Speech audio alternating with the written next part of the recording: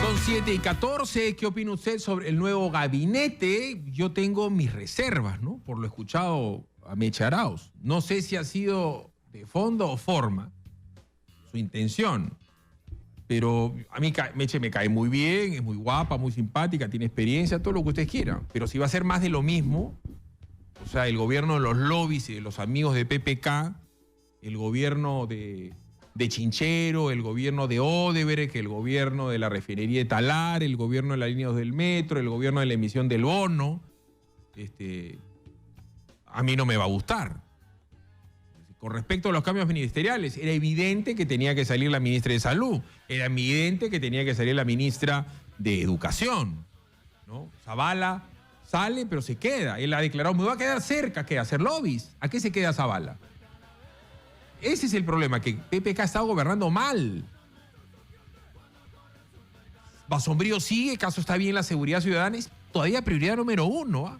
Y Claudia Cooper, que seguramente sabe de economía y mucho, es otra técnica. ¿No es cierto? ¿Va a ser otra vez como Torne? O sea, ¿qué vamos a hacer para reactivar el país? ¿Solamente el tema de la minería? Ella ha sido, por dar un ejemplo, asesora de Kuntur. Ella va a estar metida en el tema de la indemnización que quieren los de Chinchero. Mucho cuidado.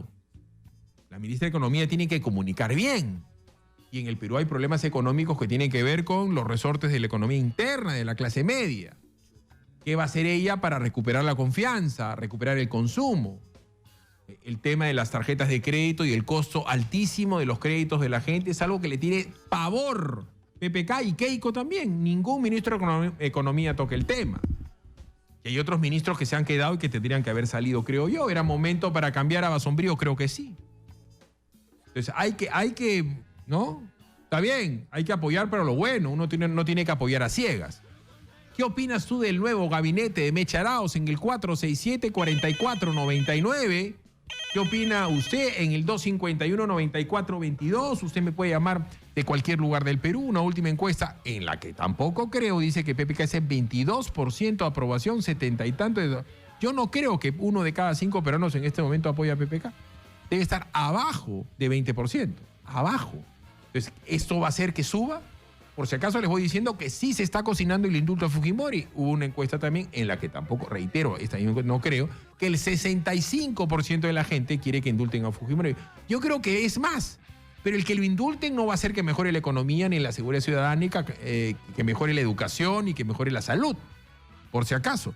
Kenji ahí estaba sobando el día de ayer, todo lo que quieran, pero al margen de las payasadas de Kenji o el indulto de Fujimori, eso no va a hacer que mejore la economía del país, la seguridad del país.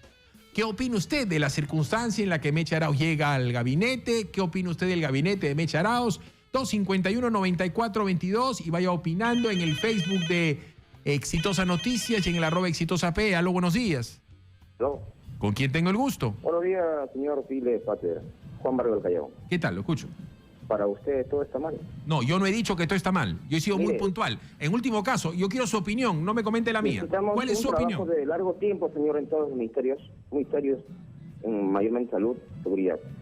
Los principales obstáculos son los congresistas y radicales comunistas para la gobernabilidad y algunos periodistas como usted. Mire, déjeme terminar. Hace poco usted dijo, PPK está cocinando humo, porque va a cambiar, va a ir al Congreso, los ministros va a pedir de su confianza, no le van a ver, después van a hacer el Congreso, para tapar Lavallato, Odebrecht. Oye, hay que tener un poco más de paciencia, porque los problemas de seguridad, salud no van a solucionar en 10 meses, en un año, el gobierno tiene que tener 5 años que termine. De hecho, la ministra, la señora Mecha Arauz, creo que necesita un poco de tiempo para que pueda dar sus planes y trabajar, porque todos los que están ahí son personas serias, son altamente profesionales, y si el señor PPK termina su mandato será juzgado como Toledo o Yantumala, porque ya saldrá a los 80 y tantos años, lo van a juzgar, lo van a investigar, y para eso están los entes fiscales y jueces que no lo van a tapar, pero no hay que cocinar uno pues que quiere tapar Lavallato, y usted dijo eso, Odebrecht.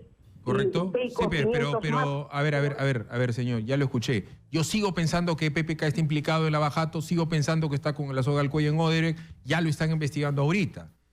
Pero la situación es muy sencilla. PPK lo está haciendo mal no por los congresistas o por la prensa.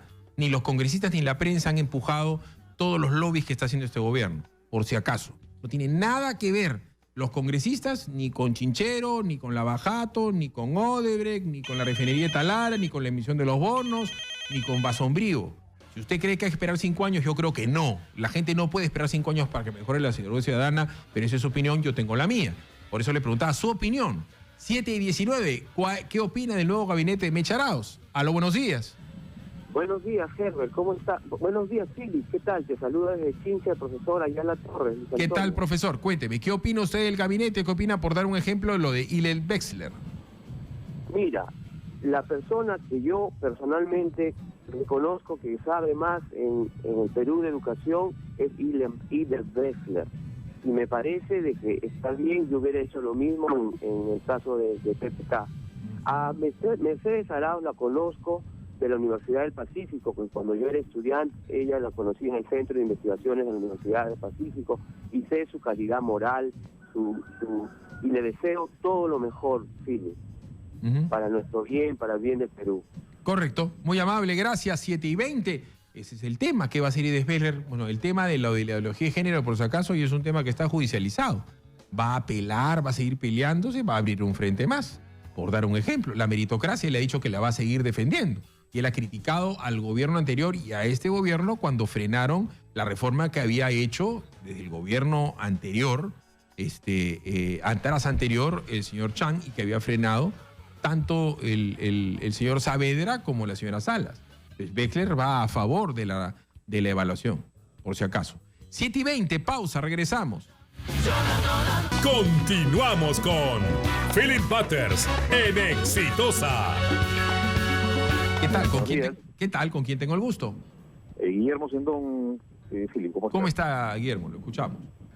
Bueno, me parece increíble que lo mejor que haya en este cambio sea Bruce, porque por lo menos es político y conoce el tema. O sea, ya decir que eso es lo mejor que hay es espantoso. Y el Wexler me parece que sí conoce el tema, definitivamente conoce educación, pero su posición es terrible, es confrontacional, está yendo en contra de todo lo que la mayoría quiere en el país, por un lado. Y por otro lado, Mendoza tiene una relación con García que es innegable, que eso no sé si va a ser bueno o va a ser malo. Están asegurando a García la impunidad y la tranquilidad que va a mantener por muchos años. Y lo peor de todo es... A ver, una consulta. ¿Por qué me dice que Hillel Wexler está en contra de todo lo que la gente quiere? Si él está a favor de la evaluación de los maestros y los profesores, si es lo que la gente quiere.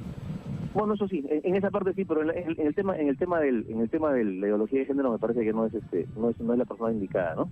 Pero discúlpame, la inmensa mayoría del Perú no quiere la ideología de género.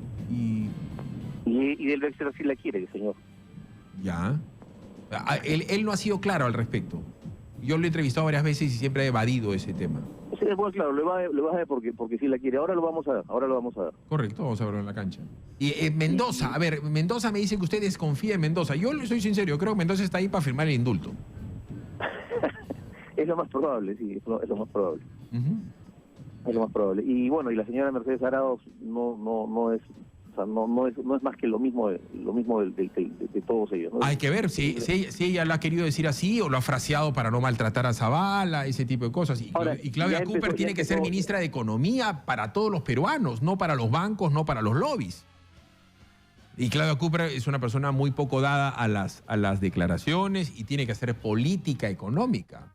¿Qué sabe usted de Claudia Cooper? ¿Perdón? ¿Qué sabe usted de Claudia Cooper? Que le tinca, que presume con respecto al ministro de Economía, que es el ministro más poderoso del Perú. El cargo más importante de ministro de Economía debe ser, y ese tiempo no lo es, manejado por alguien que tenga capacidad política.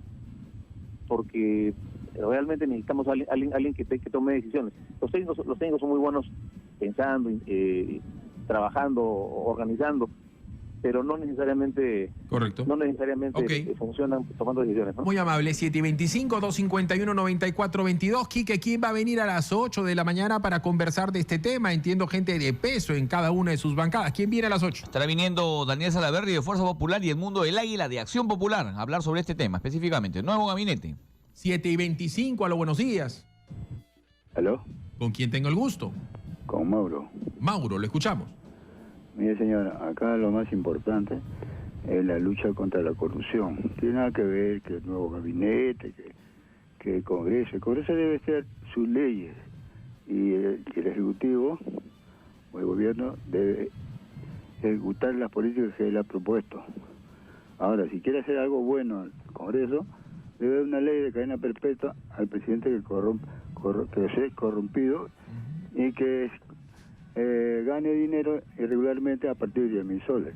Eso es lo más importante, luchar contra la corrupción, porque la corrupción agarra a todo. La desgracia del Perú, hay Correcto. periodistas, hay políticos. Ok.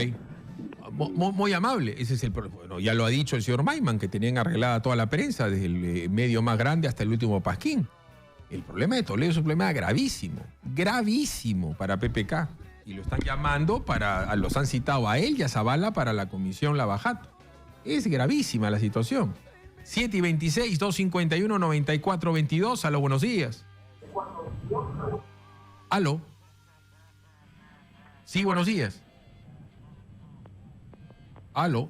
Turri, cambia de llamada. Si la persona no habla, hay otra llamada en espera. 251-9422. Hay que ponerse las pilas y ser concreto. ¿Qué opina del gabinete de Meche Arauz? Aló, buenos días. Aló. ¿Qué tal? ¿Con quién Buenos días. ¿Qué tal? ¿Con quién tengo el gusto? Buenos días, me saluda Yanina desde Chincha. ¿Qué tal, Yanina? Le escuchamos. De verdad, una burla tremenda para los ratificar al señor al ministro del Interior. Señor, no ha hecho nada por la seguridad. Acá en Chincha, ¿cuántas matanzas hay en esta semana? En hace 2 semanas, 6 personas muertas. ¿Qué hace ese ministro? Ese ministro es un inepto, disculpe que le diga así. Ministro de Educación, burla para los profesores. O sea, ¿a usted no le gusta a Aidel Wexler como ministro de Educación? No, señor. Eso es una burla para el doctor. ¿Por qué? ¿Por qué dice que es burla? Si es una persona especialista en pedagogía, Señor, es un profesor de aula. Sigue con la misma ideología de la ministra, disculpa que le diga, de la ministra Burilú. A ver, explíqueme, por favor, no le estoy entendiendo. Tómese su tiempo. ¿Por qué sigue con lo mismo si él está a favor de la evaluación? ¿Usted no Señor, quiere evaluación? Nosotros queremos un ministro. No, sí queremos evaluación. Yo soy docente, queremos evaluación, pero una evaluación transparente, no una evaluación que lleve a los a la educación a hacer una educación privada con el tiempo. Okay. Eso es lo que está buscando el presidente. Correcto. Muy amable, señora. Gracias por opinar. 7:28. Aló, buenos días. Aló, buenos días. ¿Qué tal? ¿Con quién tengo el gusto? Buenos días, de Ancas, de Yungay Hermosura, señor Piqué. ¿Cómo está usted? Solamente para opinar, mira, yo entiendo ahorita los ministros del Meche Arauz y después ministro de Educación han salido como amenazar, como decir, ¿sabe qué? Nosotros vamos a trabajar de la misma manera con la opinión del anterior ministro. Entonces, como que a los profesores dicen, ahí nomás, no hagan ningún reclamo porque vamos a seguir con meritocracia, eso, ¿no? Pero me han dicho siquiera por lo menos vamos a modificar, vamos a conversar o vamos a dialogar.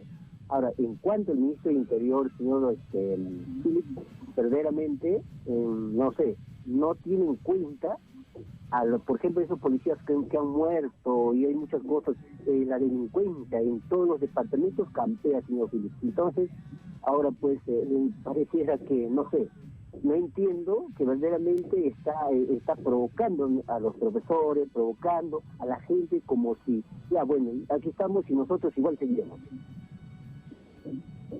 Ok, muy amable. 7:29. Aló, buenos días.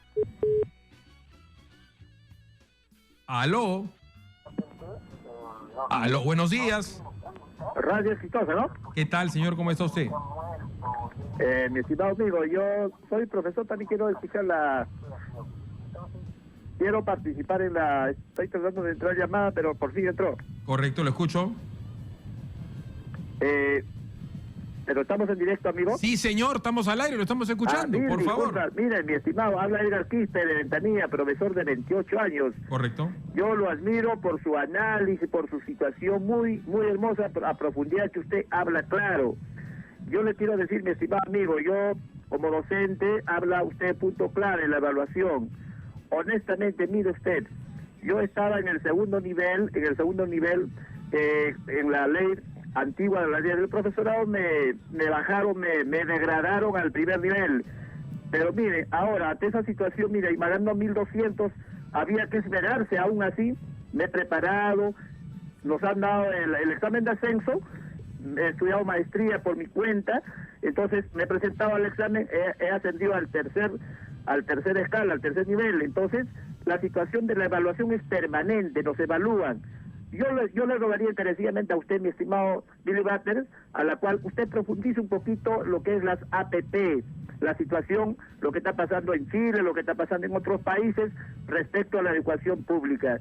Yo le agradezco por la forma como usted, yo sé que va a tomar en cuenta para que no es falso totalmente que los profesores no queremos evaluar, estamos en una evaluación permanente, sino la forma, cómo lo van a hacer. Correcto, muy amable, gracias por estar ahí, profe de Ventanilla. Vámonos a la pausa, regresamos a las 7:45 más IGB. Viene el Tigrillo, luego de la pausa, Judicita nos dice cuál es su opinión con respecto al gabinete de Meche Arauz en el @ExitosaP y en el Facebook de Exitosa Noticias. Pausa, regresamos.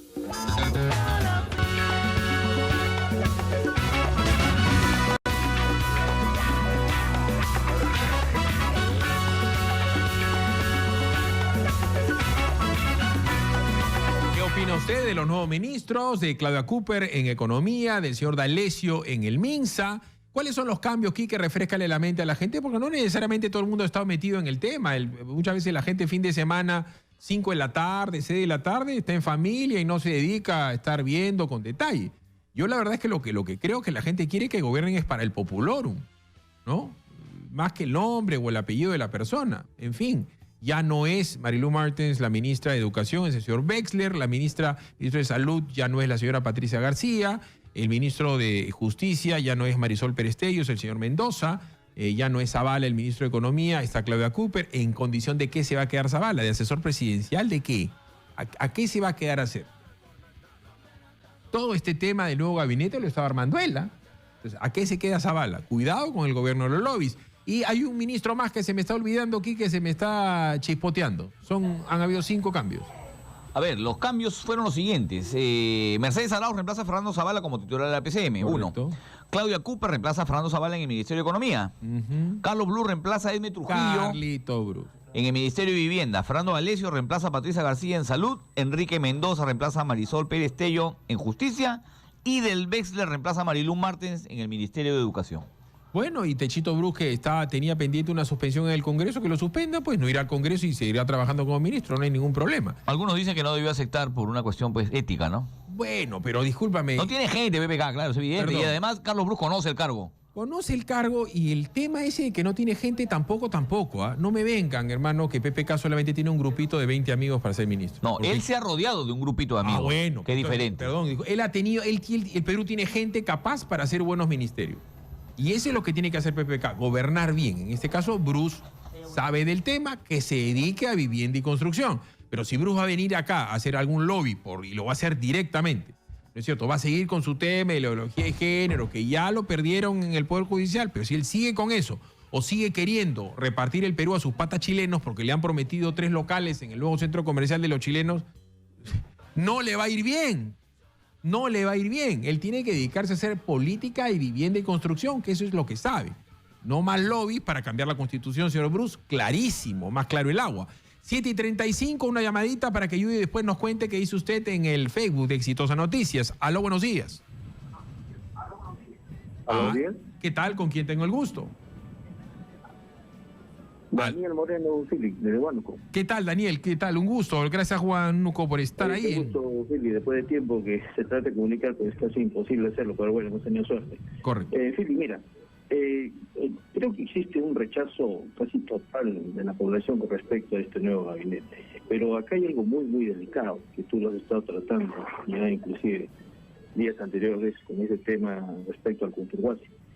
Y simplemente para un poco diseñar esto y darle forma. Existe un informe de la señora Cooper por la sociedad Hunter Watching, en donde dice lo siguiente, ¿no? Cumple con los requisitos de cierre financiero previo al inicio de la construcción requeridos. Está cotizado a un costo de mercado y por lo tanto es eficiente y razonable. Aquí es la preocupación. Como tú dices, ustedes no lo mencionamos, ¿no? Pero ¿dónde está y se está presente? Se te está escuchando lejos, se te está escuchando lejos. A ver, le aclaro a la gente. Claudia Cooper ha sido asesora de Kuntur y decía que estaba bien el proyecto. Entonces el problema es que ahora quieren indemnizar a Kuntur y lo que tienen que hacer es judicializar eso. Y decirle, no solamente no te voy a indemnizar, sino vamos a investigar si ha habido corrupción acá. Y si la gente de Kuntur quiere ir al CIADI, que vaya al CIADI.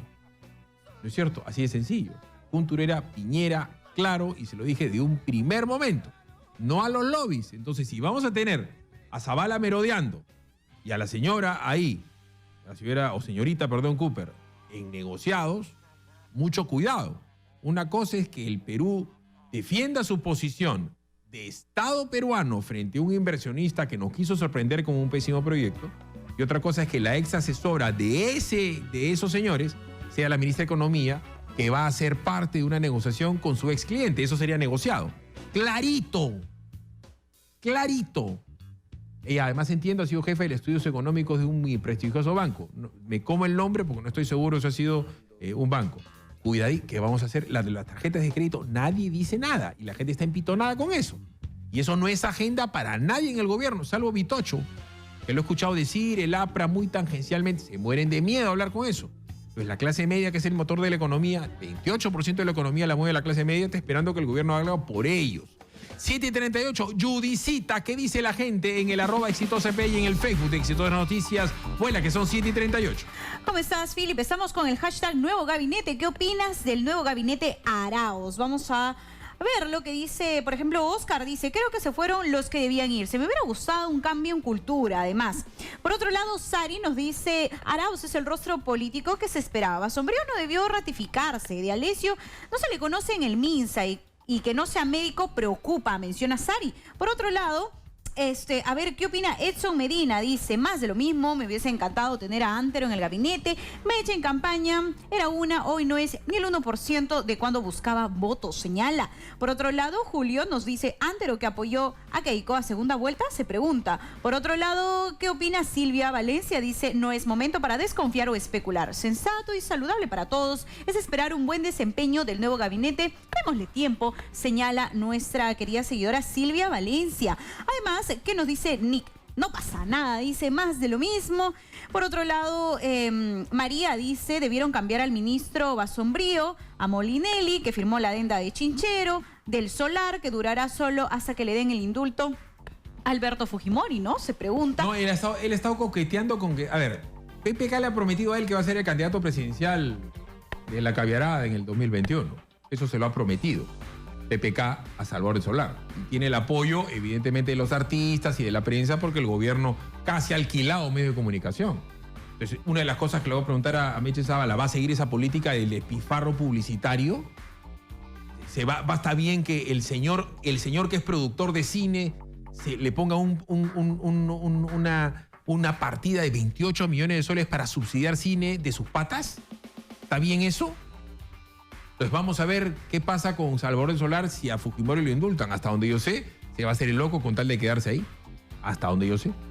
Dos más en el Twitter. Felipe Alicia Bermúdez nos dice, esperemos con fe que todo cambio siempre será para mejor. Y Nexar nos dice, nuevos actores en políticas de Estado hay que esperar. ¿Por qué no cambiaron al Pantaleón y al personaje Sombrío? Menciona. Vamos rápidamente a la Facebook y César Gutiérrez nos dice, faltó salir a Sombrío, ya que la delincuencia sigue cada día peor y por acusar falsamente a los maestros de terroristas, cuando en realidad, pues en el caso de Pedro Castillo era un rondero. Explícame una, Judicita.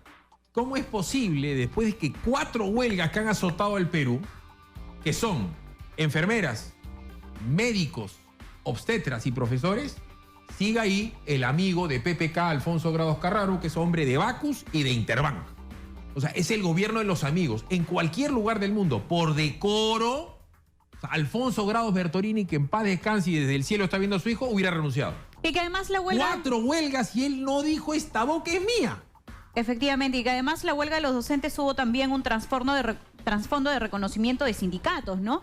Que él no se pronunció hasta el final y dijo que sí eran legítimas. La última vez que salió fue a decir, no, sí, que acá en el incendio de Nicolini salió, figureteó y se borró. Y cuando el país se incendiaba por las huelgas, el señor no salía en los medios. Entonces no me vengan a mí, y no fue labor. Él no estuvo en la mesa de negociaciones con el SUTEP. Él no estuvo en la mesa de negociaciones con las enfermeras ni con los médicos. Él no estuvo en la foto. Entonces, ¿para qué tenemos Ministerio de Trabajo? Se queda ahí porque es amigo de PPK. Entonces, el gobierno de los patas. Traigamos a Panchito Vázquez aquí, mi hermano, acá para que lea la noticia en vez de Judy, porque es mi pata. No es así, pues. Pero sigue, Judy. Esmeralda Aventura nos dice la misma corrupción. Debían cambiar a todos, en especial Basombrío, y entra... Bueno, menciona el hecho del baguazo que no merece la confianza del Parlamento en el tema de la Premier, ¿no? Mercedes Arauz. ¿Cómo va a ser Meche Arauz para resolver conflictos mineros, por dar un ejemplo? Lo del lote 192. 192, si le toman otra vez una mina, si ella estuvo ahí y no lo pudo hacer bien, para hablar en términos más generosos. Efectivamente, y se ha rechazado además la solicitud de reclamo de los comuneros en Loreto por el Ministerio de Cultura. Entonces ahí se podría haber un nuevo conflicto social. Jaime nos dice, mal, muy mal, está demostrado la improvisación del partido de nuestro presidente. En resumen, no tienen un equipo sólido, es un partiducho de amigos, señala. Y por último, vamos a conocer la opinión de Alexis Francia. Tenemos 2 minutos todavía. En general, algunos cambios, esperemos los mejores resultados, pero Basombrío debió salir y justo el día que dio una alerta terrorista de los profesores, ya que si él estaba tan seguro de lo que dijo, debió investigar y mostrar resultados. Por último, a ver, Margot nos dice, Mercedes Arauz igual baguazo, Basombrío comunista, del Solar mejor que siga de Pantojita. Señala Margot, está un poco colorido su comentario, pero es lo que ella piensa. Y por último, Jorge Robles nos dice, hay algunos que no cumplen con sus objetivos de crecer y desarrollar, u otros, y están bien, que sí están cumpliendo con sus objetivos. Esperemos que con los nuevos en el cargo se cumpla y que los que más necesitan en el país sean beneficiados. Bueno, son 7 de la mañana con 44, una última llamadita al 467-4499, 251-9422. Ahorita vienen los deportes con el Tigrillo, ganó la U, ganó Alianza, qué pasó en el fútbol europeo, qué va a pasar con las eliminatorias y evidentemente después de los deportes vamos a retomar el tema político con Daniel Salaverry, vocero del Fujimorismo, y con Edmundo del Águila, secretario general de Acción Popular. Aló, buenos días, ¿qué opina del gabinete de Mercedes Arauz? Aló, 7:44. Hola. ¿Qué tal? ¿Con quién tengo? ¿Qué tal? ¿Con quién hablo? Mónica. Mónica, le escuchamos. Mira, te digo, yo soy una policía en retiro y este señor Basombrío es un ministro de vitrina. Yo no sé qué favor le está pagando PPK. Él cuando fue viceministro, cuando Gino Costa fue ministro, no hizo nada. Ahora, ¿de qué hablamos? Que se preocupe por la seguridad. En la policía nadie lo quiere. Debería de irse. Y esta señora Mercedes Arauz le está haciendo mucho daño al país. Mónica, a ver, quiero que le explique algo. Número 1, ¿por qué argumenta usted, yo también creo que tiene razón, que en la policía nadie lo quiere? ¿Y por qué es importante que, no digo cariño, que tenga legitimidad el ministro del Interior para con los policías? Le escucho. La policía no lo quiere porque este señor no hace nada. Simple y llanamente es un ministro, como le vuelvo a decir, de vitrina. Él no sabe la problemática, del país. ¿Por qué no agarran y ponen a un policía en retiro que sepa? Él empezar no le interesa ni el bienestar, nada de la policía. Debería de irse. Ok, muy amable. Quique, es sentido común lo que estoy diciendo. Parte del liderazgo, el poder se ejerce. El liderazgo se ejerce, la autoridad se ejerce por poder o por conocimiento. Eso es en términos teóricos y les voy a explicar. El que yo tenga una tarjeta que diga que soy el chef de un restaurante, inclusive si yo sé cocinar, de verdad no me hace chef. Que diga una tarjeta que yo soy un capo y que el dueño del restaurante me ponga de chef, la verdad es que no me hace chef. Porque el momento que se cierra la puerta de la cocina y yo comienzo a mandar sobre la gente que ve carne, sobre la gente que ve salsa, sobre el planchero, sobre lo que se llama mise en place, es decir, todos los que hacen el ensamble de la cocina, ahí se van a dar cuenta ellos si yo realmente tengo capacidad para ser chef. Y eso es lo que pasa. Esto no es un tema de simpatía o de antipatía. Probablemente Basombrío es un gran tipo y es muy simpático en el plano personal. Pero los policías no lo toleran y él lo sabe. Y no porque sea de izquierda, no vayan a pensar que es un tema de simpatía o política. Los policías no son de izquierda o de derecha. Ellos saben que el tipo no sabe, que es un invento de la prensa. Y además de ello, ha cometido todas las patinadas, que no voy a entrar a resumir porque si no el tigrillo va a pensar que lo estoy cochineando. Entonces, ¿por qué no lo sacó? Poniendo a gente que Pepe, ya que Mecha Arauz ha hablado de su plan de gobierno, ahí tienes a dos, a Remigio Hernani Meloni y a Montoya, que son ex policías y que además han sido parte del plan de gobierno de PPK. ¿Por qué no los puso? Fiorella Molinelli, la Lobinelli, ¿por qué sigue ahí? ¿Por qué la han cambiado de un ministerio a otro? Sigue ahí. Entonces, esas cosas dan que pensar. Dan que pensar, ¿o no? 7:47, pausa, regresamos con el tigrillo, con los deportes. En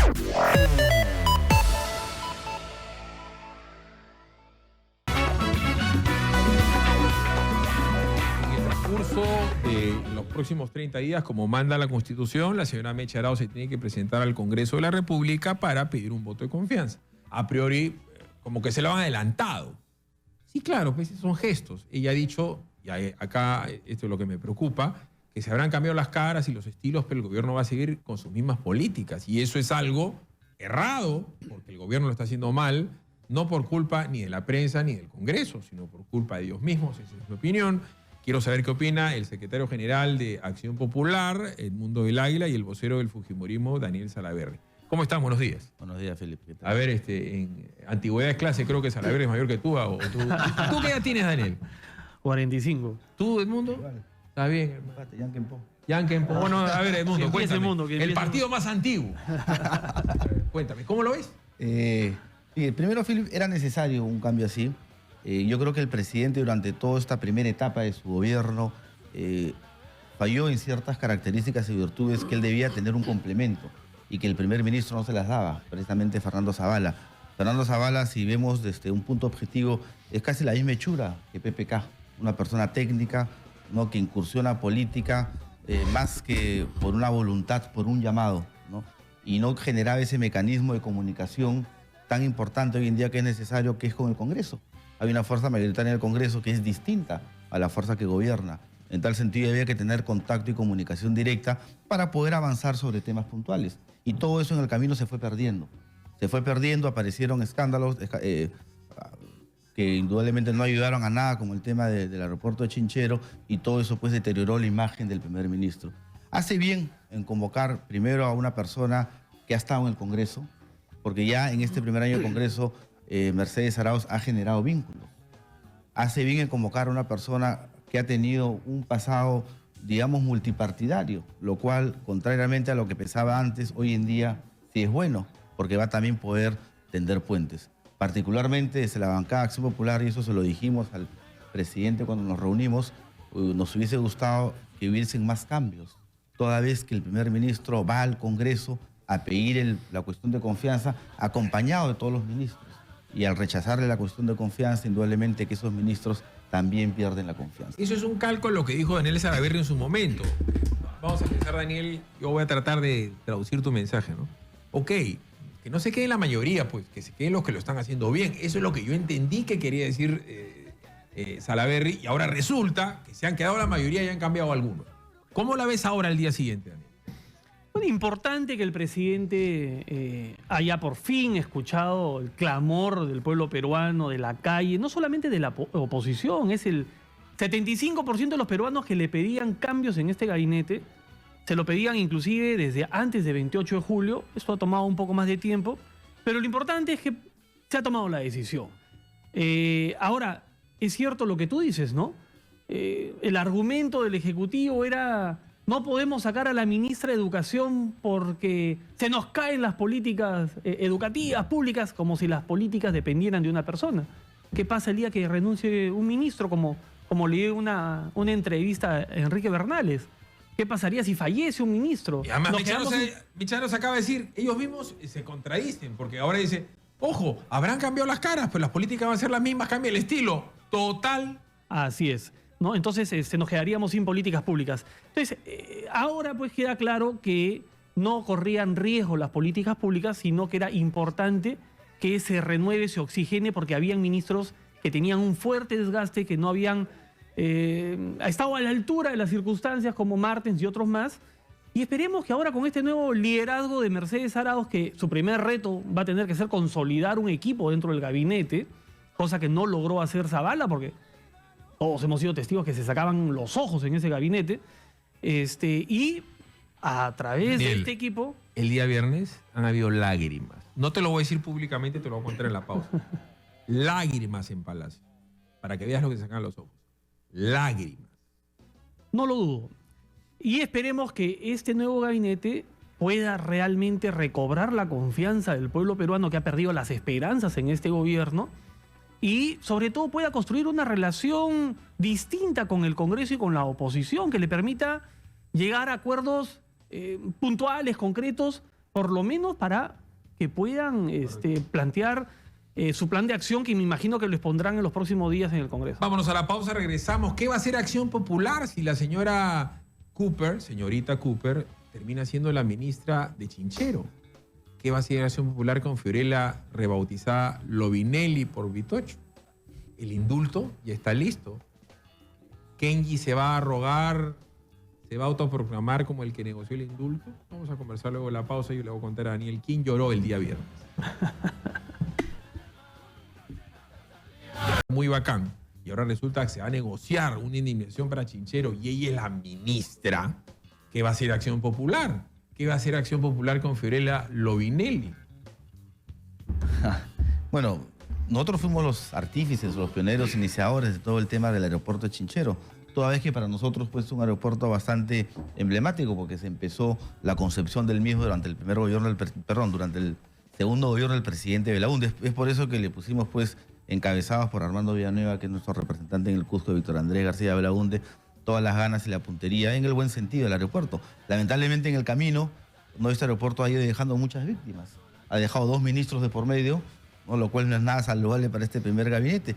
Y uno de ellos es precisamente, no solamente ministro, sino también es vicepresidente, lo cual indudablemente magnifica todo ese tema. Ese fue el gran error de Fernando Zavala. Creo yo que encapricarse, poder cerrarse. Pero está bien, ¿no? ¿Y la Cooper?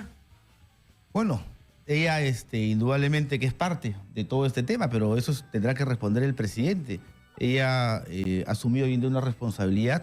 Esperemos pues que todo este pasado casi inmediato no solamente no la condene, sino que no la lleve, ¿no?, a actuar de la misma manera como lo hizo en su la momento. Lovinelli, que cada día está más guapa. Acá no hay temas de simpatías o antipatías. Mecha Arauz seguramente a ti también, pero es una mujer muy simpática y así sucesivamente.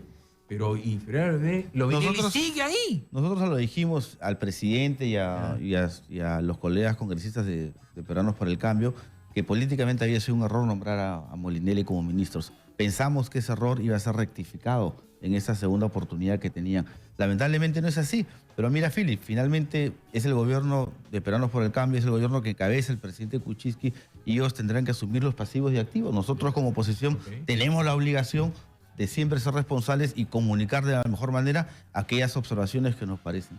A ver, para el común de la gente no lo entiende, pero para la gente que está metida en la política era algo evidente. Si PPK quería indultar a Fujimori, necesitaba la firma de la ministra de Justicia, y la ministra de Justicia dijo que no. Ha salido, Mendoza ha dicho que no hay ningún problema, por eso está donde está. El indulto ya está listo, ya está ya. El tema es cuándo lo hace. Ahorita que regresa de ver al Papa, dice, el Papa ha hablado conmigo, me ha hablado de la paz y tal, o cuando viene el Papa. El tema es que entre que regresa a ver al Papa ahorita en octubre y Navidad y enero, Fujimori sí se puede morir. Y ahí sí se le deshace el gobierno a PPK. ¿Qué sabe del indulto Daniel Salaverry? Nada. Nosotros estamos totalmente al margen de este tema. Lo hemos dicho siempre. Es una decisión exclusiva del presidente. Y como bancada no nos involucramos porque obviamente no vamos a utilizar la posición que tenemos para generar ni presiones ni para generar proyectos de ley orientados a beneficiar a Alberto Fujimori. Lo hemos dicho siempre. Yo creo que la salida también de Perestello es no solamente por este tema que tú mencionas, Philip. ¿Cuándo van a traer a Toledo? Hasta el día de hoy no hay un resultado. al prófugo Toledo. ¿A quién? No hay resultados concretos, concretos de que se estén haciendo realmente... Daniel, a ver. todo cariño y respeto. Después de lo que salió Maiman, la palabra Maiman y Toledo, lo que dijo Maiman, la palabra Maiman y Toledo se evaporó, así como la leche pura vida de la portada de los periódicos. Toledo, nadie sabe quién es. Claro, hoy, el día de hoy, estamos todos hablando de la cuestión de confianza, del cambio del gabinete, como lo mencioné el día que se pidió la cuestión de confianza, y ya nadie se acuerda de las declaraciones de René Cornejo, ni de las declaraciones de Alfredo Ferrero, ni de Maiman. Por eso te digo. De Toledo en F. De Toledo. Entonces, es importante que la población sepa qué cosas se está haciendo, cuáles son los avances, para cuándo vamos a tener aquí al expresidente para que rinda cuentas a la justicia. En los otros temas, como bien lo ha dicho el Mundo, tendrán que cargar pues con el pasivo de tener 2 ministras, no solamente una, 2 ministras hoy día, Molinelli y Cooper, involucradas con el tema de Chinchero, a través de la firma de las adendas Molinelli y a través de los sendos informes que ha hecho Cooper, tanto desde el Ministerio de Economía como desde las consultorías que hizo para algunos estudios de abogados. 8 de la mañana con 23. Es vital que PPK dicen que se lleve bien con el Congreso, que se lleve bien con Keiko, que lo tranquiliza Vitocho, que Vitocho pues es la mano que mece la cuna y que se lleve bien. Sí, seguro. Pero Daniel dijo algo a la hora que ingresó acá. Está haciendo un frío de la puta madre. Todos lo decimos eso todos los días. El tema es que los hijos de Daniel tienen cómo abrigarse, mis hijas también, y los hijos que va a tener Edmundo seguramente, porque tú eres un padre responsable, se abrigarán. El Perú tiene frío, hay inseguridad ciudadana, ha bajado el consumo, y la situación económica no es buena. ¿El gobierno tiene que gobernar con el pueblo o con ustedes en el Congreso, Edmundo? No son excluyentes, Felipe. Ajá. No son excluyentes. El gobierno tiene que gobernar para el pueblo y en coordinación con el Congreso. Si algo se falló en esta primera etapa fue precisamente eso, ¿no? Yo creo que finalmente la soberbia esa es el más consejera. Y en política hay que tener una virtud, hay que ser pacientes. Y el primer gabinete no fue paciente. Había muchos ministros que por el hecho de estar sentados en la situación o posición de ministros, obviaban muchas veces las sugerencias y recomendaciones de alcaldes y congresistas. No solamente tenían una falta de capacidad, sino también de formas. Y eso finalmente sesgó y deterioró toda la relación que podría haber entre el Ejecutivo y el Legislativo. Indudablemente que Meche tiene la gran oportunidad de poder cambiar esto. Ella es una persona que ha pasado casi por todas las instancias de gobierno. Hoy en día está en un escenario en el cual nunca había estado. Yo supongo, espero, y así será, que en esta primera etapa o primer año que estuvo en el Legislativo ya ha aprendido a entender el rol, la función que tiene el Legislativo, sobre todo en un gobierno donde no tiene la mayoría. Cosa típica que se da casi 50 y tantos años después. Mira, el tema de Meche Arauz se tiene que entender no de la simpatía que genera una persona con linda sonrisa, como ella. Con su linda sonrisa dijo Barrimé en la campaña. Y no es solamente contra qué. En mi caso particular, si la señora sigue con su ideología de género, va a tener el mismo opositor. Porque ya si el Poder Judicial te dice que saques algo y tú insistes, por dar un solo ejemplo, sigue así queriendo indemnizar Chinchero, sigue queriendo hacer la refinería de Talar esos costos, la línea del metro esos costos. Y Daniel, Odebrecht en el Perú hace lo que se le da la gana. Va a vender Chavimochi, va a vender Maje, va a vender Chaglia, ya vendió Villanueva de Lima.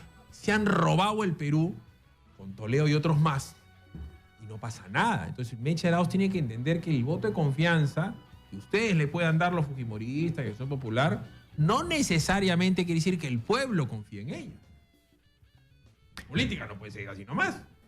Philip, el ciudadano de a pie está preocupado en ver cómo le solucionas el problema de la cola en el hospital. Del frío, lo que tú dices. Del frío. ¿Cómo le llevas agua potable a su casa? ¿Cómo le llevas electricidad?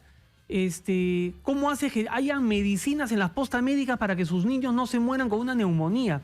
Es ahí donde están las preocupaciones del pueblo y le corresponde al Ejecutivo irlas atendiendo una por una. ¿Cómo reactivamos la economía? No puede ser posible que hayamos crecido solamente 2.4 y esto es este año. Claro, van a crecer el precio de los minerales el próximo año, la inversión pública va a aumentarse porque vamos a inyectarle como 25.000 millones a la reconstrucción, pero va a llegar eso finalmente al bolsillo del provinciano, de aquel provinciano que apuesta por su país, que es microempresario, que es emprendedor y que se está yendo al cacho porque esta economía lo está matando. El tema de Odebrecht, el tema de refinería de Talara, sí, como macroeconomía obviamente nos interesa, nos importa. Pero el ciudadano, el de a pie, si tú sales a la esquina y conversas con el señor que está parado leyendo un periódico, está más preocupado, como te digo, en ver cómo le soluciona el problema a su hijo, que no lo dejan entrar al colegio porque no tiene cómo pagar. O de su hija que no puede atenderse en una posta médica, un centro de salud, porque simplemente no hay especialistas o no hay medicinas. Esos son los temas que nos vamos a preocupar. A ver, Daniel, hemos tenido huelga de enfermeras, huelga de obstetras, huelga de médicos y huelga de profesores en los últimos 2 meses y medio. Y no cambia Alfonso Grados Carraro.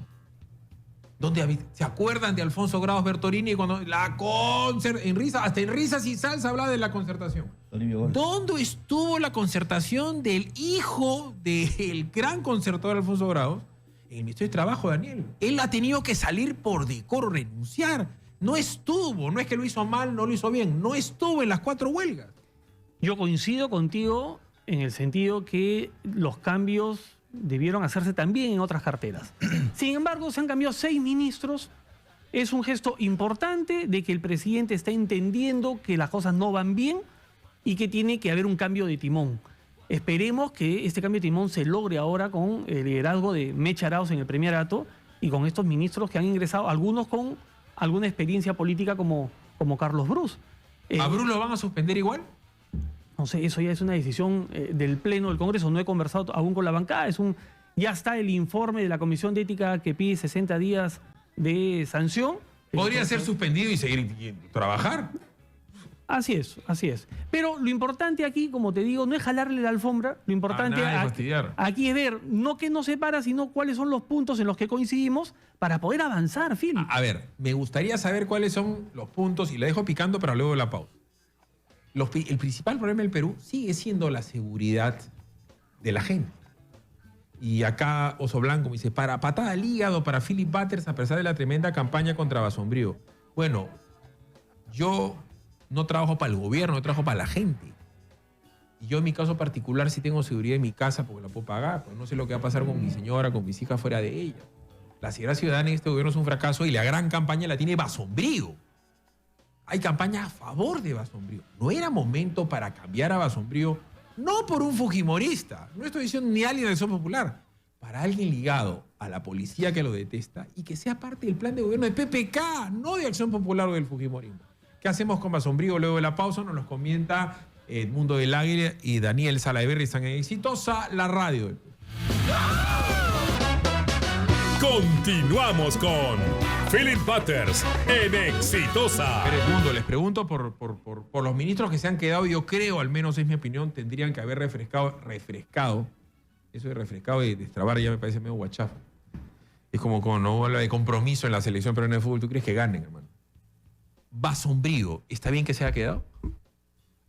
Yo tengo una experiencia con el ministro Basombrío que no es de las mejores y yo quisiera compartirla porque en función a esa creo yo que podemos sacar algún tipo de conclusión. Cuando yo fui parte de este grupo de parlamentarios que empezó la negociación de los profesores para el levantamiento de la huelga, parte de, creo yo, del inicio, ese mal inicio que tuvimos fue precisamente algunas premisas que tuvo el ministro Basombrío que finalmente nunca se supo si fue verdad o no y que eso alteraron mucho el buen funcionamiento de la negociación. Entonces creo yo que es un ministro que se apresuró en ese momento de poder calificar a ciertas personas con un grado, unas características que no las tenían, ¿no? Y eso indudablemente jugó en contra del gobierno mismo. Es una persona que durante todo su ejercicio, todo el periodo que ha estado al mando del Ministerio del Interior, ha tenido muchos altibajos. Ha tenido cosas buenas, como unos temas de la recompensa, que han dado unos frutos casi inmediatos, pero sí, claro, muy puntuales. Discúlpame, la recompensa a Toledo fue un favor a Toledo, no me vengas. Pero esa es una de las tantas, pues. Discúlpame, si están hablando, y lo que dice Daniel es la calle quiere a Toledo preso, ¿ya? Y tú ves que un pata que ha trabajado para él, como PPK, como Zavala y como Basombrío, le ponen una recompensa que da la vuelta al mundo a un tipo que está investigado. Está bien, Felipe. Y todo el mundo sabía dónde estaba, pues Pero vive en tal sitio con dirección. En términos de justicia y precisamente para llegar a generar odios, la calle no puede decidir quién va preso o no. No, yo no estoy diciendo eso. Sino es el Poder Judicial, no es la legalidad, la normatividad la que debe decidir. Pero no puedes, yo no estoy diciendo lo contrario, tío. La calle dice eso, y él para congraciarse con la calle hace algo que termina haciendo un favor para Toledo. Pues tú no le puedes poner recompensa a un pata que todo el mundo sabe en dónde vive, cómo vive, dónde está, y es un expresidente de la República. Eso fue una payasada de Basombrío, hermano. Bueno, entonces, siguiendo con el análisis y la lógica, entonces él ha tenido así una actitud y un comportamiento y un desempeño, ¿no?, que ha tenido altibajos. Pero quizás lo más importante es algo que yo escuché antes de entrar acá, ¿no?, que es una persona que no es muy querida al interior del Ministerio de Educación. Y eso indudable no genera confianza para poder aplicar una verdadera política, ¿no?, de lucha contra la delincuencia y la inseguridad. Entonces, esos son los motivos, creo, primordiales en los cuales el presidente debió enfocarse y tomar la decisión en función a eso. A Keiko le han dicho que tiene su bancada mototaxi, que es obstruccionista y tal. Y cuando lo debieron haber sacado por la cantidad de mentiras que ha hecho Basombrío, lo que hicieron es que se sentó frente a un señor que se llama Marco Miyashiro y lo escueleó Basombrío. Y le dijo en la Comisión de Seguridad y Defensa, esto es lo que estás haciendo mal y esto es lo que tienes que hacer. Y no me van a decir que Marco Miyashiro pues es matón o bancada mototaxi o achorao. Marco Miyashiro es un señor tranquilo. Y ahí sigue Basombrío, Daniel. Ahí sigue, nadie lo toca. Por decisión del presidente de la República. Ahora, Philip, hay que ser, la verdad, bastante objetivos, ¿no? Se ha avanzado en el tema de seguridad ciudadana. Mira, yo represento a La Libertad, soy de Trujillo. Se ha avanzado. En Trujillo se han desarticulado varias bandas organizadas y ha bajado significativamente la delincuencia. Sin embargo, es un trabajo a largo aliento. Siguen habiendo asaltos, siguen habiendo asesinatos en las calles. Es cierto. La relación que tiene el ministro con la policía es pésima, y es pésima porque desde el primer día se dedicó a atacarla, a atacar a su propia institución, a la institución a la cual debería más bien elevar la moral, motivarla, pero es un tema de una relación que él tiene que trabajarla y tiene que mejorarla. La decisión es del presidente de la República. Si hoy día planteamos que se tiene que ir Basombrío, mañana están diciendo, ya ven, los fujimoristas no están contentos con nada. El presidente ya cambió 6 ministros y piden más, quieren más sangre, como diría por ahí una opinóloga que le gusta siempre la confrontación, ver peleados todos los días al Congreso con el Ejecutivo, porque obviamente algún rédito sacará. Entonces hay que ver el lado positivo. Han habido cambios importantes, esperemos que la cosa mejore. No vamos a renunciar a nuestra labor de fiscalización, de control político, y si el señor Basombrío se equivoca, se lo señalaremos. Esto ha sido parte fundamental de la buena intención que tuvo Edmundo, el Congreso, en lidiar con el tema de la reforma educativa y con este tema de la huelga del SUTE. ¿Qué te parece Idel Wexler como nuevo ministro de Educación? Bueno, fue una de las personas que inició, ¿no?, todo el tema de la carrera magisterial. Él llevó 10 años como viceministro de Educación. En tal sentido es una persona que tiene mucha experiencia en el sector de educación. Y esa experiencia la ha combinado porque hoy en día está al otro lado del mostrador. Hoy en día se ha convertido en una especie de promotor educativo privado, lo cual le va a permitir tener visiones y perspectivas distintas, que yo espero que con todo ese conocimiento y experiencia puedan ayudar a encaminar toda esta gran transformación de la educación, que es necesaria, Philip. Es necesaria. Toda transformación no se hace de un día para otro, sino implican periodos largos, y dentro de ese camino, indudablemente que implican también momentos duros, como los que vivimos en cuanto al tema de los maestros, que por cierto, y es bueno también saber, recordar y aceptar, es el gobierno el que finalmente pudo cumplir con todas las expectativas y en buena hora, porque era una necesidad de las exigencias que los maestros cumplían. Entonces es bueno, o sea, se ha hecho en este gobierno, en esta primera etapa, al menos en cuanto al magisterio, lo que no se hizo en los gobiernos pasados, al menos en temas económicos. Indudablemente que la educación va más allá, falta un tema de calidad. Precisamente la pedagogía es el fuerte de Wexler. Totalmente, la pedagogía. Y él tiene un principio muy básico, que es capacita, ¿no?, te evalúo y te sigo capacitando, ¿no?, que es finalmente lo que los maestros querían. Yo estoy seguro que de toda la experiencia del aula y como funcionario público, y hoy en día como funcionario o como promotor privado, van a ayudar mucho al tema educativo. Vamos a escucharlo. Seguro será convocado en los próximos días en la Comisión de Educación para ver efectivamente cuál es su perspectiva, su visión y su punto de vista de todo lo que se ha hecho en este gobierno. Daniel Wexler. Un hombre con mucha experiencia. Él junto con Chang fueron los forjadores de la carrera pública magisterial que ahora todos defendemos. Acuérdate tú que él estuvo como 8 años de viceministro y conoce muy bien el sector. Obviamente ha tenido sus roces con Martens, sus discrepancias de la manera como ellos estaban enfrentando este tema de las capacitaciones y de las evaluaciones. Sin embargo, apuesta por la carrera pública magisterial, apuesta por esta política pública y yo creo que lo va a hacer muy bien, ¿no? Son 8 de la mañana con 40. Hemos tenido, y como que la gente se olvida, 3 huelgas que yo, desde mi punto de vista, y acá les pregunto a ustedes si se contraponen a lo que digo yo, han sido más trascendentes para la gente que la huelga de los profesores, porque al fin y al cabo lo peor que te puede pasar es que tu hijo se vaya a la casa y que lo jalen de año o que pase el año, pero eso tú a la hora de la hora te genera una gran incomodidad y una preocupación, pero no es que tu hijo se muera o que no atiendan a tu mamá. Las 3 huelgas del sector médico han sido muy dolorosas para el pueblo peruano y lo siguen siendo porque se ha retrasado la atención. Entonces viene el señor D'Alessio, que es un tipo especialista en economía, debe ser un tipo bien ordenado como todo ex militar. Entonces, ¿qué va a pasar con el sector salud? El sector salud es vital, es la parte importante de lo que tiene que hacer el Estado, Edmundo. D'Alessio en salud. Es un ministro atípico para un ministerio complicado. No tiene una formación, una experiencia dentro del sector, pero sí tiene toda la expertise y las herramientas, creo yo, para poder sacarlo adelante. Es una persona que profesionalmente está bien cuajado, estaba a cargo, al mando de una institución tan importante como es una universidad y sobre todo dentro de la esfera formativa. Yo no sé cuál vaya a ser su performance, al menos creo que las herramientas, ¿no?, y toda la experiencia y la formación profesional la tiene. Esperemos que pueda conducirla de la mejor manera en un sector tan difícil como es el tema de salud. Lo que pasa es que la gente se olvida una palabrita en el sector salud, Daniel, que es moreno. Moreno es mala palabra, es de las palabras esas que uno se desaparecen, ¿no es cierto? Y este gobierno nunca explicó lo que pasó con Moreno. Entonces, este gobierno se ha comido esas 3 huelgas, entre otras cosas, por la desidia y la pituquería del gabinete Ku Klux Klan de no poner plata en el CIS. Acuérdense, el CIS tenía 700, lo hemos conversado con él acá, 700 millones de soles en hueco y no pasaba nada, por eso se unieron las huelgas. Entonces, el señor D'Alessio no solamente tiene que poner plata, tiene que poner orden, tiene que haber gestión. ¿Pesa o no pesa que haya sido marino y no médico? Mira, ayer escuchaba a Carlos Bruce decir que él no tiene ni idea de cómo se prepara una mezcla para el concreto. Carlos Bruce es economista y sin embargo cuando fue ministro de Vivienda no lo hizo mal.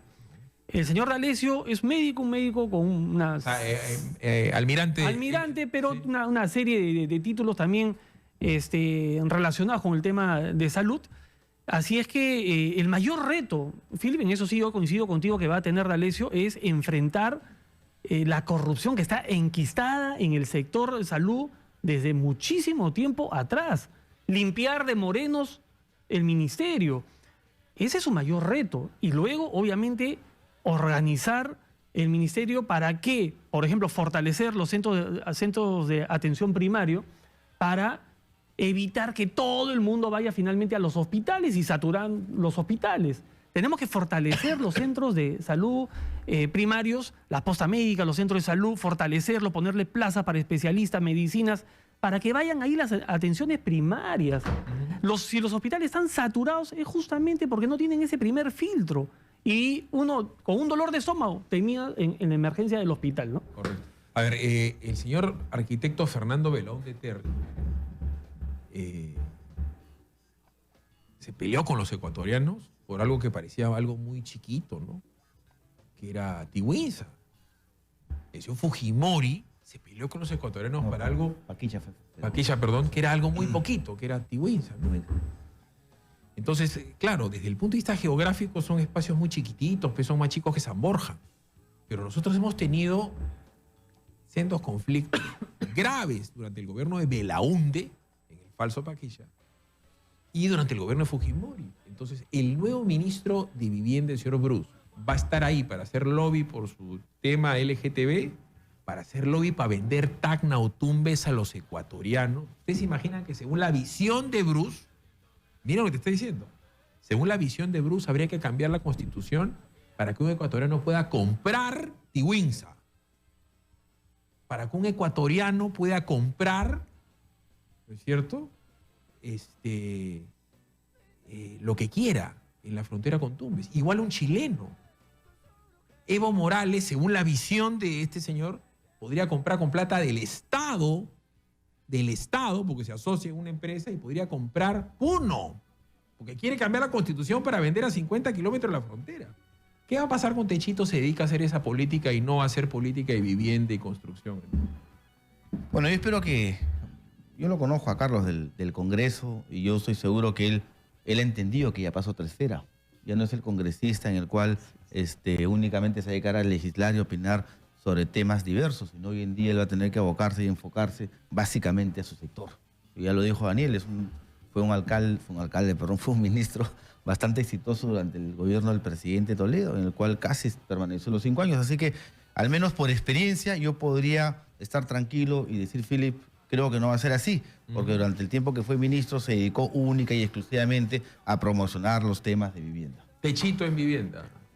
Tiene experiencia. Yo dudo que él reafirme o mantenga estas banderas que de repente desde el Parlamento levantó, ¿no? Como el tema LGTB o el tema de cambiar la Constitución para permitir que extranjeros compren territorio peruano cercanos a la frontera.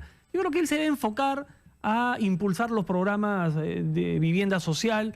Ayer lo escuché decir que hoy día, temprano, a primera hora, iba a ver cómo estaba el tema de la reconstrucción, cerca de los 40.000 damnificados. Y creo que se va a abocar esto porque finalmente es lo que el pueblo está demandando.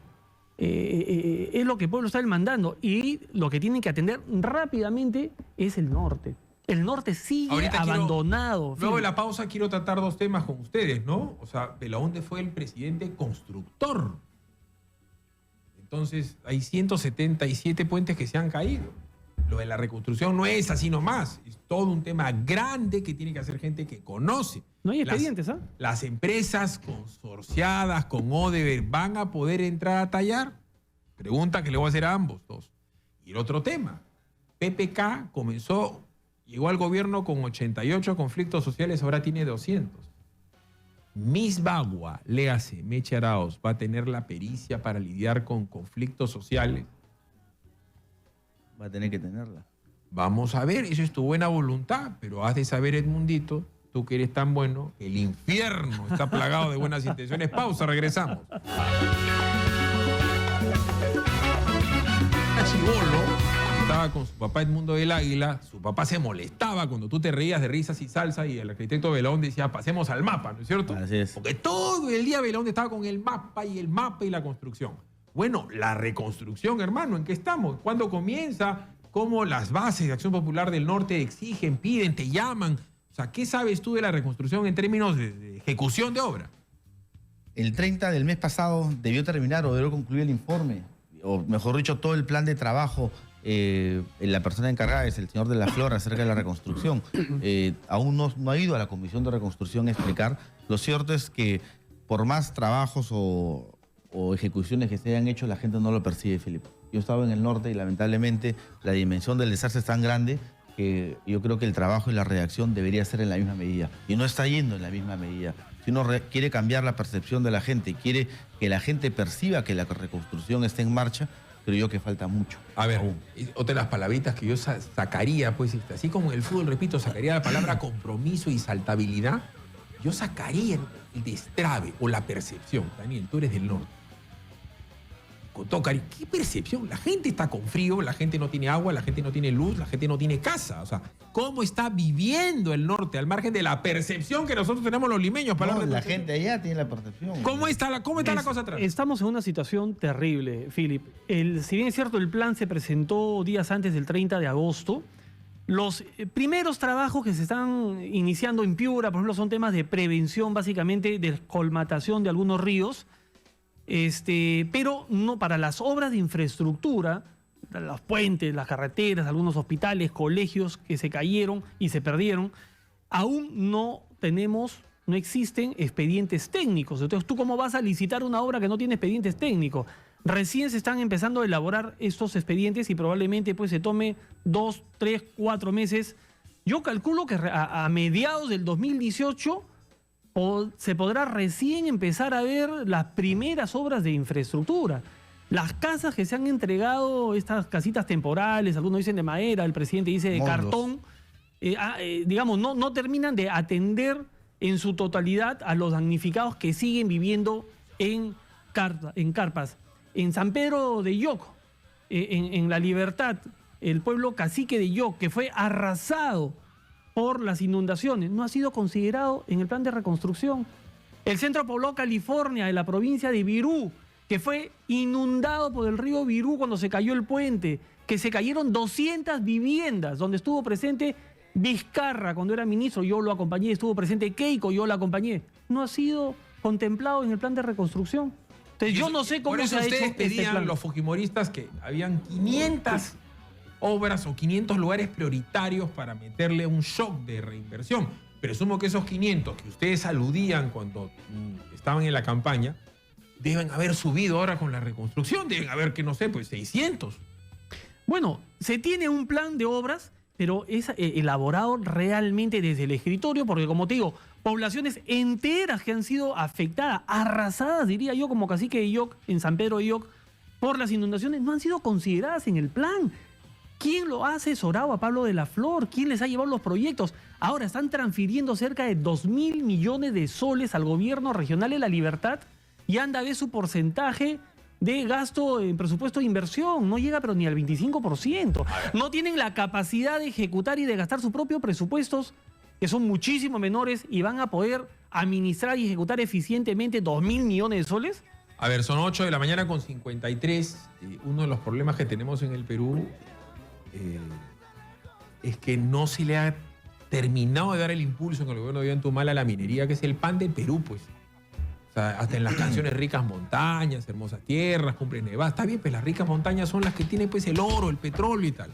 Entonces, ¿cómo vamos a ver a Meche Arauz con su chapa Misbagua, a mi buena amiga Cayetana Aljovín, a la Molinelli, ¿no es cierto?, el tema de los conflictos sociales? El conflicto social tiene nombre y apellido en el Perú, se llama antiminería. Para hablar del que no quiere el puente, para hablar del que no quiere la hidroeléctrica, y la típica del pueblo Salaberry, que quiere que pase la carretera por el pueblo Salaberry y que está al frente del pueblo del Águila, que quiere la carretera por su pueblo. O sea, esa la saben de memoria. Conflictos sociales y el nuevo gabinete, ¿no? Parte de los conflictos sociales mayormente son los referidos a la minería. Es cierto lo que tú dices, el gobierno, bueno, dentro de la PCM hay una parte de esta que se encarga precisamente, más que darle soluciones a los conflictos sociales, es viceministerio hay. Sí, percibirlos y adelantarse a cualquier tipo de crisis. Muchos de estos grandes problemas... Me vuelves a mencionar la palabra percepción, hermano, y comienzo a invitar a tu viejo, no te invito a ti.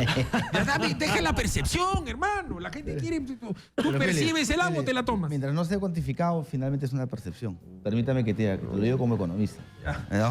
Entonces, pero bueno, no importa. Retiro la palabra y espero... Está bien, si no, te censuro y te quito la confianza. Parte es eso. Y el gobierno tiene que acercarse y adelantarse a los hechos. Y mucho es el tema de comunicación. Si tú te pones a pensar, todo o la mayoría de los grandes problemas sociales han sido problemas de comunicación. Problemas de comunicación muchas veces asusados, porque es cierto y es bueno reconocer que la gente que se levanta no únicamente es por iniciativa propia, sino muchas veces hay muchos intereses atrás. Hay muchos intereses atrás que, como dices tú, prenden fuego. Prenden fuego y lo que hacen es asusar, levantar y generar todo un clima de caos. Ahora, el presidente, yo lo he escuchado reiteradas veces, él está dispuesto a sacar adelante 2 o 3 proyectos grandes, lo cual indudablemente va a permitir no únicamente a poder levantar y generar y mejorar todo el clima social, sino sobre todo esos indicadores macroeconómicos que muchos exigen. 8:56, los conflictos sociales y la ministra, ¿cómo van a ir? Porque esto no parece sencillo, pero no lo es. Han frenado las bambas varias veces, han tomado Machu Picchu con el papelón internacional, está todo el tema de Tambo Grande en el norte, está todo el tema de Tía María en el sur, el tema del petróleo en Loreto. No es fácil eso, de repente es de lo más difícil que tiene que hacer Meche Arauz. Es el reto más difícil que tiene por delante. Nosotros apostamos por la minería, una minería que respete los estándares medioambientales, pero el otro problema, Philip, es qué pasa con las comunidades que están cerca a esta zona de extracción, de explotación de las minas. Yo he conversado con muchísimos alcaldes que a veces son cuestionadas por sus poblaciones porque vienen esas comunidades a exigirle obras al alcalde que están en estas zonas aledañas, y el alcalde no puede invertir en zonas que están concesionadas, en territorio que está concesionado a esta minera. Entonces tú tienes a miles de familias viviendo sin agua potable, sin luz, sin canales de regadío, sin una posta médica, sin un colegio, pero tienes al costado a una mina que te explota oro, ¿no? Y que mueve millones, cientos de millones de dólares al año. Entonces, obviamente la población dice, bueno, ¿y yo en qué me beneficio? Ahí habría que darle una mirada para ver de qué manera se puede permitir que las autoridades puedan invertir parte del canon que recibe esta municipalidad, porque es lo curioso, la municipalidad encima recibe canon, pero el canon tiene que utilizarlo en poblaciones que están alejadas de la mina, no las poblaciones que están cercanas a ella, porque están prohibidas de hacerlo. Hay un alcalde, no voy a decir su nombre, en La Libertad, que está denunciado penalmente por construir una posta médica, un colegio y hacerle un canal de regadío a 80 caseríos que están alrededor. Por malversación, seguro. Por malversación. Es una locura. ¿Cómo no queremos que existan conflictos sociales si obviamente la población no siente que el beneficio de que produzca una mina les llega también a ellos, ¿no? Entonces ahí hay que tener, digamos, un trabajo de prevención, no esperar que explote el conflicto para recién atenderlo, como hizo Martens con el tema de educación. Hay que ir trabajando preventivamente. Ahora les comento a ambos, por el feedback que tengo yo de la retroalimentación, para hablar en términos guachafos, de acá, de Exitosa Noticias, del Facebook de Exitosa Noticias, de Digital TV Perú, de Willax, o de La Industria, o del Expreso, medios en donde traba. La gente está molesta con todos los políticos, también con ustedes, los parlamentarios. La gente dice, si lo van a hacer, a que lo cierren, pues.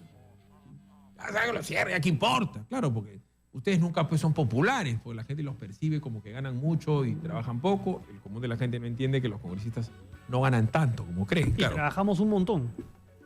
Vamos a decir que algunos trabajan un montón y otros que pasan piola, pero el hecho, para hablar de percepción, ya que tanto le gusta la palabra del mundito, la gente, hermano, si cerraban el Congreso tampoco se ponía triste. Entonces yo les ruego quedarse 15 minutitos más para hablar de la famosa Agenda Congreso Ejecutivo.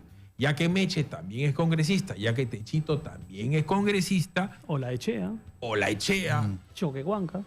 Ya tienes cuánto. O sea, ¿qué cosas, cómo se come eso? ¿Cómo que agenda parlamentaria en el mundo, Daniel? O sea, yo supongo que Acción Popular debe tener algunas ideas importantes, ideas fuerza que tienen que ser leyes, y lo propio también el fujimorismo. Y decirle, oye, ¿sabes qué? Bacán. Creo que tendrías que hacer esto. No solamente esperar a que ellos vayan con una política que de repente es buena o mala, regular. Ese es mi punto de vista. Vamos a ir a la pausa, son las 9 de la mañana. Nos quedamos 15 minutos más con Edmundo Percepción del Águila con Daniel Salaver.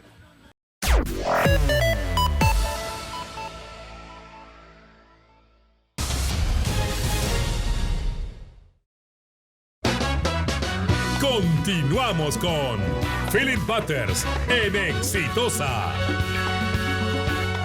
Yo les ruego que, como si hubieran en el Congreso, ¿no?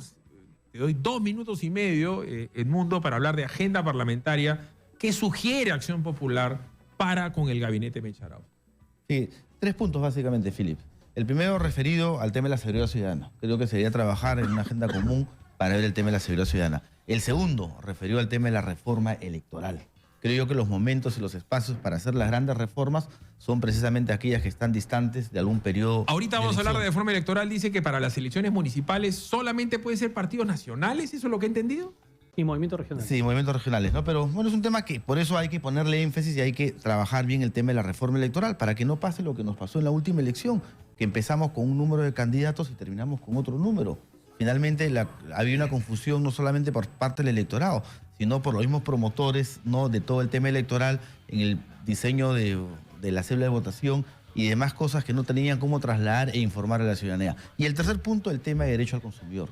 Es un tema que lo estamos trabajando, queremos presentar ahí unos proyectos de ley que indudablemente ayuden a poder... Tu papá te meció con el sublime. El papá de Salaberry lo estafó y mi viejo también, hermano. Nos invitaron chocolate toda la vida. Entonces, no solamente referido a eso, sino a temas educativos, que es un espacio en el cual a mí me compete. Así que estamos enfocados en esos tres temas. Nosotros recibimos la visita del presidente del Congreso y él estaba muy entusiasmado y con el claro propósito de trabajar una agenda parlamentaria única.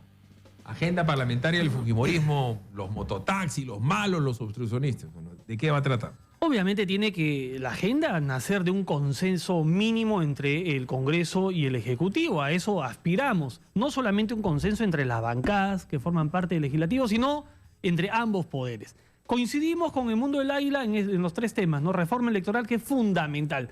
Si tú no eliges bien a tus autoridades, luego las políticas que se implementan no son positivas, no son eficaces. Entonces tenemos que partir por ahí y hay que hacer toda una reforma.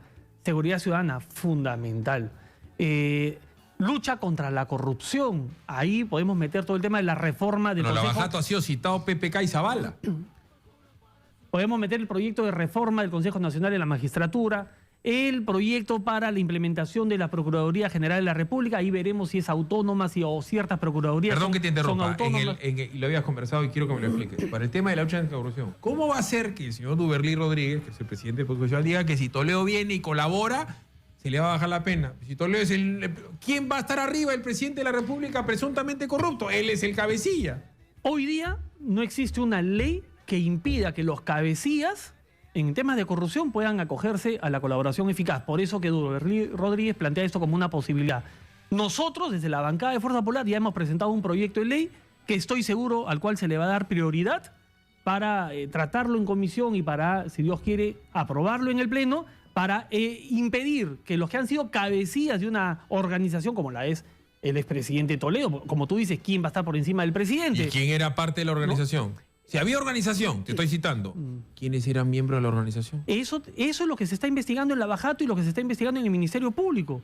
Y hay algunas voces que han señalado la participación del presidente Kuczynski en todos estos temas, como René Cornejo, como Alfredo Ferrero.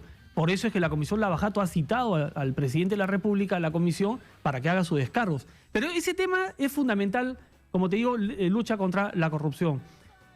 Coincidimos también en el tema de defensa del consumidor, no solamente en el tema de los productos para consumo humano, en la ley de etiquetado, que bueno, fue una iniciativa mía, pero que ya el gobierno ha sacado un manual para el etiquetado con estas alertas en las etiquetas, sino también para los cobros que hacen indebidos que hacen los bancos, ¿no? Para los derechos que tienen, por ejemplo, el ciudadano de escoger con qué notaría trabaja. La tasa de interés, salvo Acción Popular y la gente del Frente Amplio, la tasa de interés en créditos personales, nadie lo toca, hermano. Hay miedo, le tiene miedo a las bancas. Cuando tú vas a un banco, Philip, el banco te obliga a trabajar con ciertas notarías. Tú deberías tener la libertad de poder escoger con qué notaría trabajas. Ese es un proyecto también que está en marcha a través de Defensa del Consumidor. Entonces, en esos 4 o 5 ejes fundamentales, seguir trabajando para impulsar la microempresa. Hemos sacado leyes como IGB Justo, hemos sacado leyes como el tema de las detracciones para capitalizar a la microempresa, en fin. Pero, vuelvo a repetir, eso es lo que nosotros que planteamos desde el legislativo, pero queremos consensuarlo con el Ejecutivo para que finalmente se puedan implementar. Hacíamos muy amables, un gran abrazo a todos los peruanos que viven en Chile, que nos están escuchando. Acaba de registrarse un sismo de 5.7 grados de intensidad en Chile. Hay cerca de 180.000 peruanos que nos están escuchando. Ojalá que esto no haya generado pérdidas humanas, ni de chilenos ni de peruanos, pero evidentemente yo tengo que estar preocupado por los peruanos que están ahí aquí, que en Coquimbo. Correcto. Edmundo, ha sido muy amable. Gracias, Philip. Correcto. Philip, un gusto, como siempre. Correcto. Trujillo nos está escuchando, por si acaso, en los 103.3. ¿Tú, Edmundo, eres limeño? ¿Hijo de limeños? ¿Eres 100% limeñito? No, yo soy hijo de provincianos y nieto de provincianos. O sea, mis 4 abuelos nacieron en distintas partes del país. ¿Dónde? A ver, hermano. A ver, por el lado materno. Mi abuela... Te veo con cara de Molinelli, te veo. No. Parece Cooper, hermano. Molinelo. No. Molinelo, hermano. No. A ver, mi abuela materna, Arequipa, mi abuelo materno de Junín, Huancayo. Por el lado de papá, mi abuelo paterno, San Martín, Lamas. y mi abuela paterna Ayacucho, Morote, se apellida Morote. Yo nací en Lima, pero al día estuve en Tingo María, prácticamente soy Correcto. O sea, ha sido indultado como ha sido indultado Fujimori en los próximos días. Ha sido muy amable. Vámonos a la pausa, regresamos con quién, Quique, con el inefable, con el amigo de todos, con el más simpático de todos los abogados del Perú. Estamos con Marco Tulio Gutiérrez, que es especialista en Derecho Municipal. Philip, quieren impedir que los movimientos vecinales participen, como se lo comentabas a los congresistas, en las elecciones del 2018. Esto se va a debatir el jueves en el Congreso. Ahí están los congresistas que no me dejan mentir. Marco Tulio revocatoria, Gutiérrez. Así es, está con nosotros acá en Exitosa. Resurgiendo como el ave fénix. Ya hay que fortalecer los partidos políticos. ¿Para qué lo invitas a ese pesado? Me acaba de decir Salaverry. Vamos a la pausa, regresamos. Continuamos con Philip Butters en Exitosa.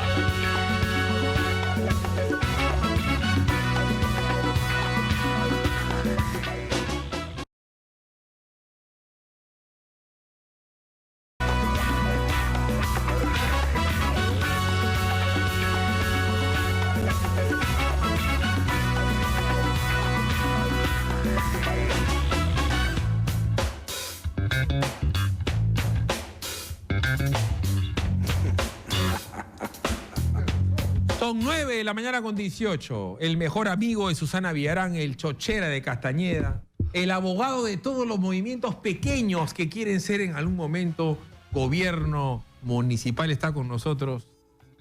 Marco Tulio Gutiérrez. ¿Qué tal, Filipe? Un placer estar acá contigo y con los combatertientes que te siguen a través de... ¿Qué maldad estás haciendo? ¿A qué movimiento vecinal estás asesorando? Porque tú no das puntadas sin hilo. No, fíjate, en realidad el tema de los movimientos vecinales, los movimientos pequeños que postulan a las elecciones municipales, en realidad pues son muy dispersos. Fíjate, en este momento hay cerca de 1 millar de organizaciones vecinales que están buscando su inscripción a través de la recolección de las firmas en calles y plazas y que esperan que esta norma no se apruebe, ¿no? Pero esta ya pues debe entrar a debate en el Congreso, no sé si este jueves o el siguiente, pero definitivamente creo yo de que tiene una entraña antidemocrática, ¿no? Porque está rompiendo con una tradición nacional de que los independientes no necesariamente tienen que involucrarse en los partidos políticos para hacer un servicio estrictamente vecinal, ¿no? Recordemos que siempre se ha señalado que estos procesos electorales son para elegir a los mejores vecinos y no necesariamente a los mejores políticos, ¿no? Entonces ahí creo yo de que hay también otro asunto que pediría yo que tomáramos atención y que aparece en el dictamen que ha sido suscrito por los congresistas de la Comisión de Constitución, en la cual revelan pues que ellos no están de acuerdo con las instituciones de la democracia participativa. Fíjate lo que señalan en este dictamen. Dice que, que es imposible por la cantidad de habitantes, ciudadanos, que las iniciativas legislativas o decisiones estatales fueran sometidas a consultas populares. Es decir, concluyen, una democracia directa en la que el poder público no solo resida, sino que materialmente se ejercida por los ciudadanos, resulta inviable. Es decir, mira, entonces los derechos estos de participación ciudadana, iniciativa legislativa, iniciativa de reforma, así reunir firmas para poder presentar una... No, que está mezclando, a ver, vamos por parte. No, pues yo te digo, son dos cosas que están dentro del dictamen. Ya está bien, pero vamos por parte. O sea, es cierto que hay mucho movimiento regional que termina siendo gobierno regional en, no sé, en Junín, en Moquegua, en Tacna. ¿Es verdad? Sí, sí, la mayoría. Es cierto, la mayoría es cierto regionales. Estamos hablando regionales. Es cierto que muchas veces se junta un grupo de gente, seguramente con buena intención, y terminan con un movimiento vecinal que toma una alcaldía. En cualquier lugar del Perú, para no limeñizar la vaina. Sí, sí, es cierto. Ahora, por la experiencia uno sabe, y lo estamos sufriendo en este momento, que la política, mi estimado Marco Tulio, es para políticos. La gente denosta a los políticos, pero conocer el aparato público, conocer el derecho municipal, conocer el derecho administrativo público, saber en el caso de un alcalde, y tú eres especialista en derecho municipal, qué cosa es el ROP, qué cosa es el manual de funciones, qué cosa es el derecho administrativo, qué cosa es la ley orgánica, qué cosa se puede hacer, la ley de municipalidades y gobiernos regionales, qué cosa es malversación.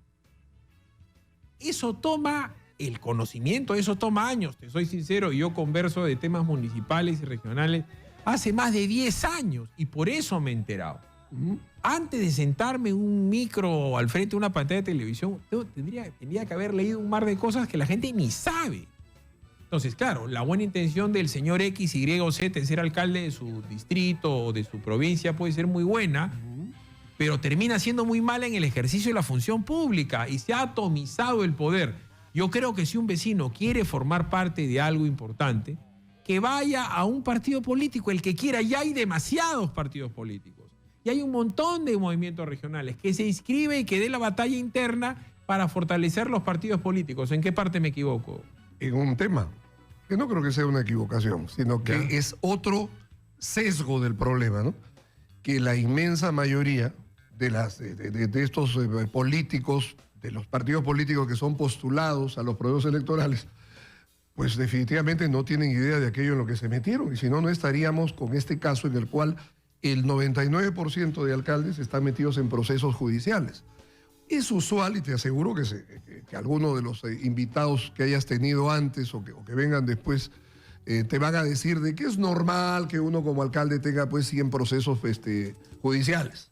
Cuidado, no siempre los procesos penales, los judiciales civiles puede que ocurran, pero los penales son precisamente por los temas que tú has señalado. Y es porque lamentablemente los partidos políticos no funcionan como escuelas al interior de la organización. Y entonces tenemos mucho improvisado de los partidos políticos. A ver, Marco Cuidado, Tulio. Philip, o sea, no es que necesariamente por participar en un partido político, tú dirías, está en mejores condiciones que el Independiente. No, discúlpame. Mucho mejores condiciones que el Independiente tiene un partido. No digo no solamente partido político nacional, digo un movimiento regional. ¿No es cierto? Lo que yo no estoy de acuerdo es que venga alguien, porque sea popular o porque sea, que agarre cualquier movimiento y que termine siendo candidato a tal o cual distrito o provincia y de repente gana pata en pierda y aparece un aventurero, y eso también se ha visto en grande. No me vas a venir a decir, ¿no es cierto? Y tú has estado ahí. Te pongo dos ejemplos en los que tú has estado. La Susana Villarán no tenía partido, se achacó un partido, apareció entre gallos y medianoche para su reelección. Hemos visto lo que ha sido a la postre el Partido Nacionalista. Era el amigo de Nadine, el hermano de Nadine, el hermano Ollanta, el tío Ollanta, el primo de Nadine. Mira lo que ha terminado un partido que ha sido gobierno. Y sin ir más lejos, la última experiencia que hemos tenido con el milagroso Moradit, porque yo veo a Julio Guzmán en las encuestas y sigo diciendo, acá hay plata. Porque no me van a decir que un aventurero que apareció de la nada en un movimiento rodeado de gente con mucha plata sigue figurando en las encuestas y lo meten con forceps. ¿Y qué cosa implicaba eso a la hora que escarbaron en el Jurado Nacional de Elecciones? Era un grupo de patas que querían imponer a un presidente de la República a la mala. De estos tres casos, ¿cuál es tu opinión? Mira, yo te diría de que hemos tenido casos, y aquí en Lima, en el que gente independiente llegó con su organización. Acuérdate el caso de Ricardo Belmo. No fue una mala gestión la de Belmo. Y tan buena fue que fue reelegido.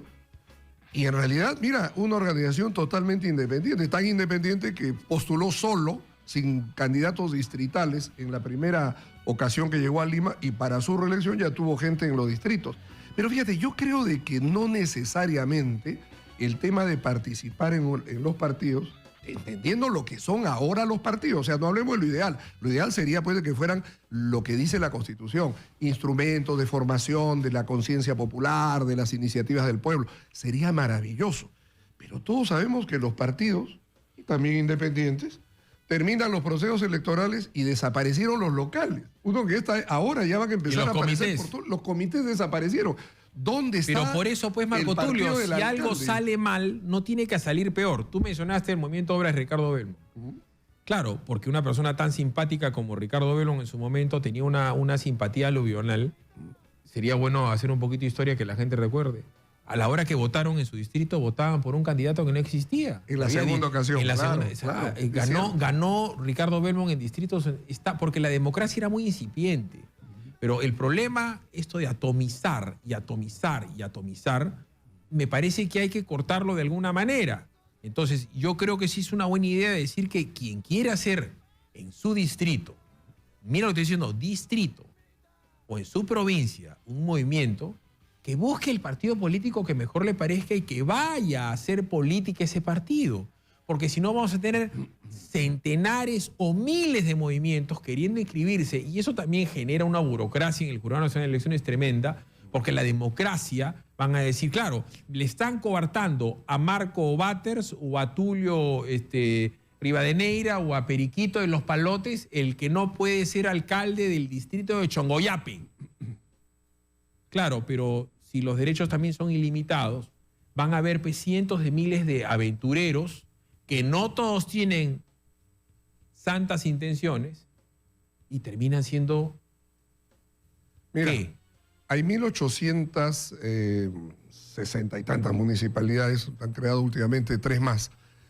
Y fíjate, solamente, de acuerdo a lo que veía anoche en el registro de OMPE de la venta de quitas electorales, alrededor de 800, ¿no? 850, algo así. Con lo cual no estamos hablando de mucha cantidad. Pero volviendo al tema central, ¿realmente el estar en un partido te garantiza de que puedas hacer una gestión honesta? No, garantiza no. Informada. No te garantiza nada. Pero ¿no? estás más Pero informado. yo te pregunto una cosa. Te invitan a ti a ser candidato a alcalde por un partido. Que ya me han invitado, ¿ya? Casi todos. Me invitan a ser candidato a alcalde. Y nos metemos los dos a un partido ya en esta semana, porque ya se cierran los registros de los militantes de los partidos. Y terminamos nosotros siendo candidatos, sabe Dios del partido A y del partido B. Dime, ¿qué vinculación tendríamos? Quizás ideológicamente estaríamos cercanos. No estoy diciendo la vinculación ideológica, lo que estoy diciendo es lo siguiente. Un partido político con organización, y esa es otra parte de la ley de partidos políticos, si quieres verdadera organización, no poner comités que pintas una casa y pones un cartel, va a tener gente que conozca más del tema. Marco Tulio, tú lo sabes, a mí me han invitado prácticamente todos los partidos políticos, lo que yo haría siempre es rodearme. Ok, me asocio con ustedes, pero me tengo que rodear de gente que sabe. Pero pues en mi caso ha sido pues para un tema de la alcaldía de Lima, un tema municipal más grande. Pero me pongo a pensar en los centenares de miles de patas que son populares en su distrito y que improvisan. Por eso en el Perú se ha vuelto normal lo anormal. Vamos a ir a la pausa, Marco Tulio. Tú eres especialista en derecho municipal.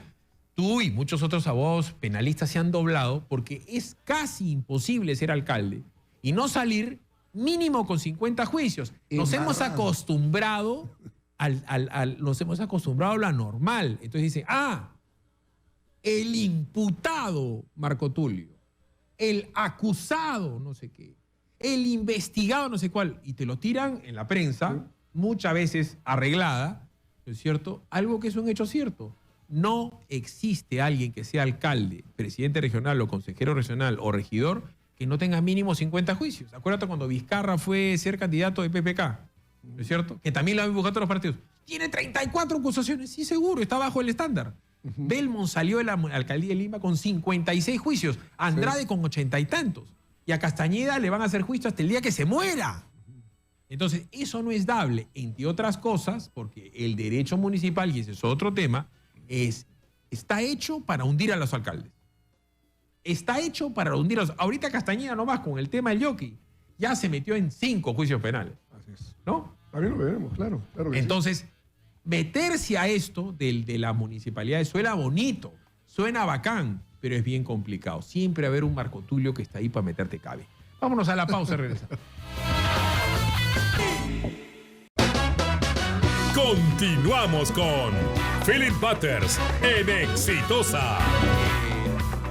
Parece que es un tema aventurado o que es un tema que es en este momento impertinente, pero el próximo año se vienen las elecciones municipales y regionales que son en octubre, si no me equivoco, Marco Tulio. Sí. Y una de las cosas que la gente tiene que saber, que quien quiere ser alcalde de Lima y quien quiere ser alcalde de Trujillo, de Arequipa, o como dije, Chongoyape, Yaviria, Ayabaca, lo que tú quieras, Cayoma, Pedregal, Casma, tiene que prepararse. Sí.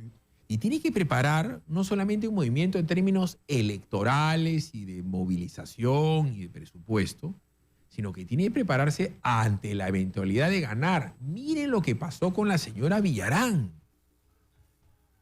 Miren lo que pasó con la señora Villarán. Olvídense que sea de derecha o de izquierda. Miren lo que pasó con la señora Villarán.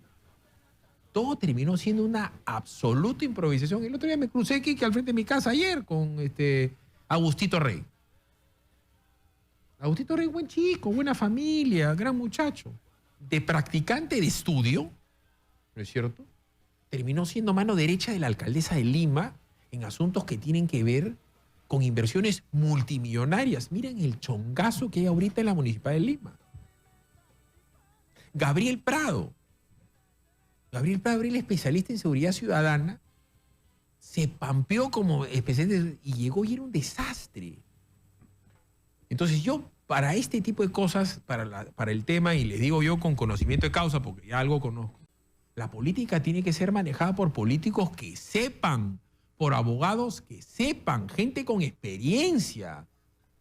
Quien mete la mano a la licuadora municipal, así no sea choro, va preso.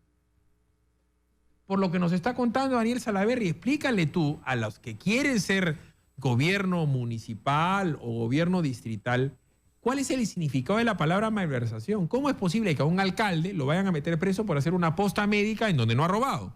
Que lo vayan a hacer meter preso por hacer un parque en donde no ha robado, el parque está bien hecho.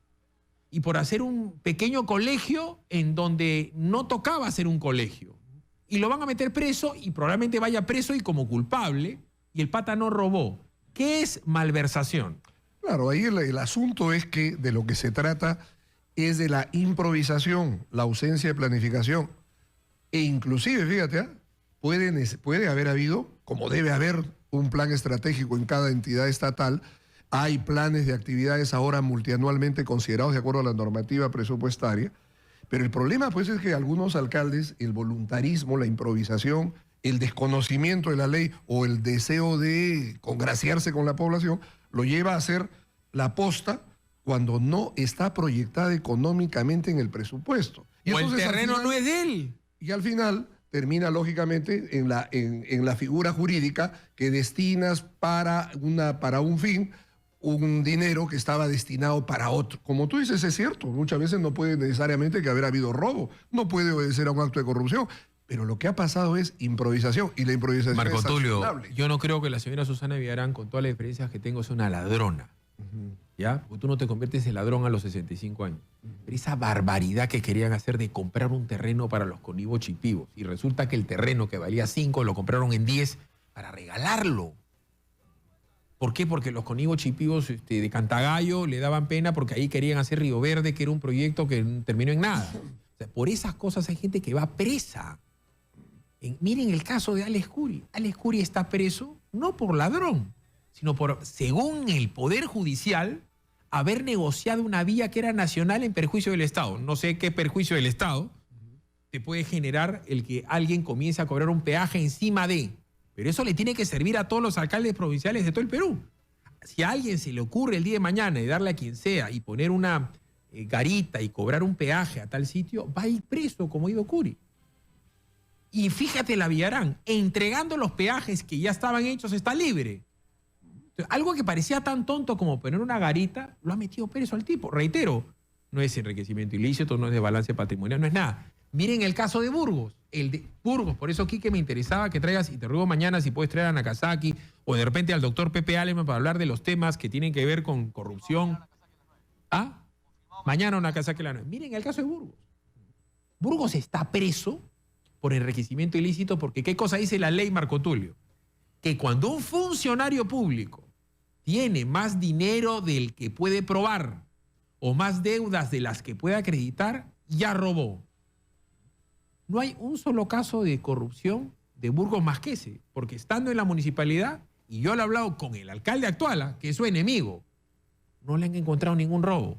Pero como este pata era un informal, que facturó toda su vida al tuntún, que tenía sus transportes, sus camiones, sus pinturas, le encontraron un desbalance patrimonial y está preso.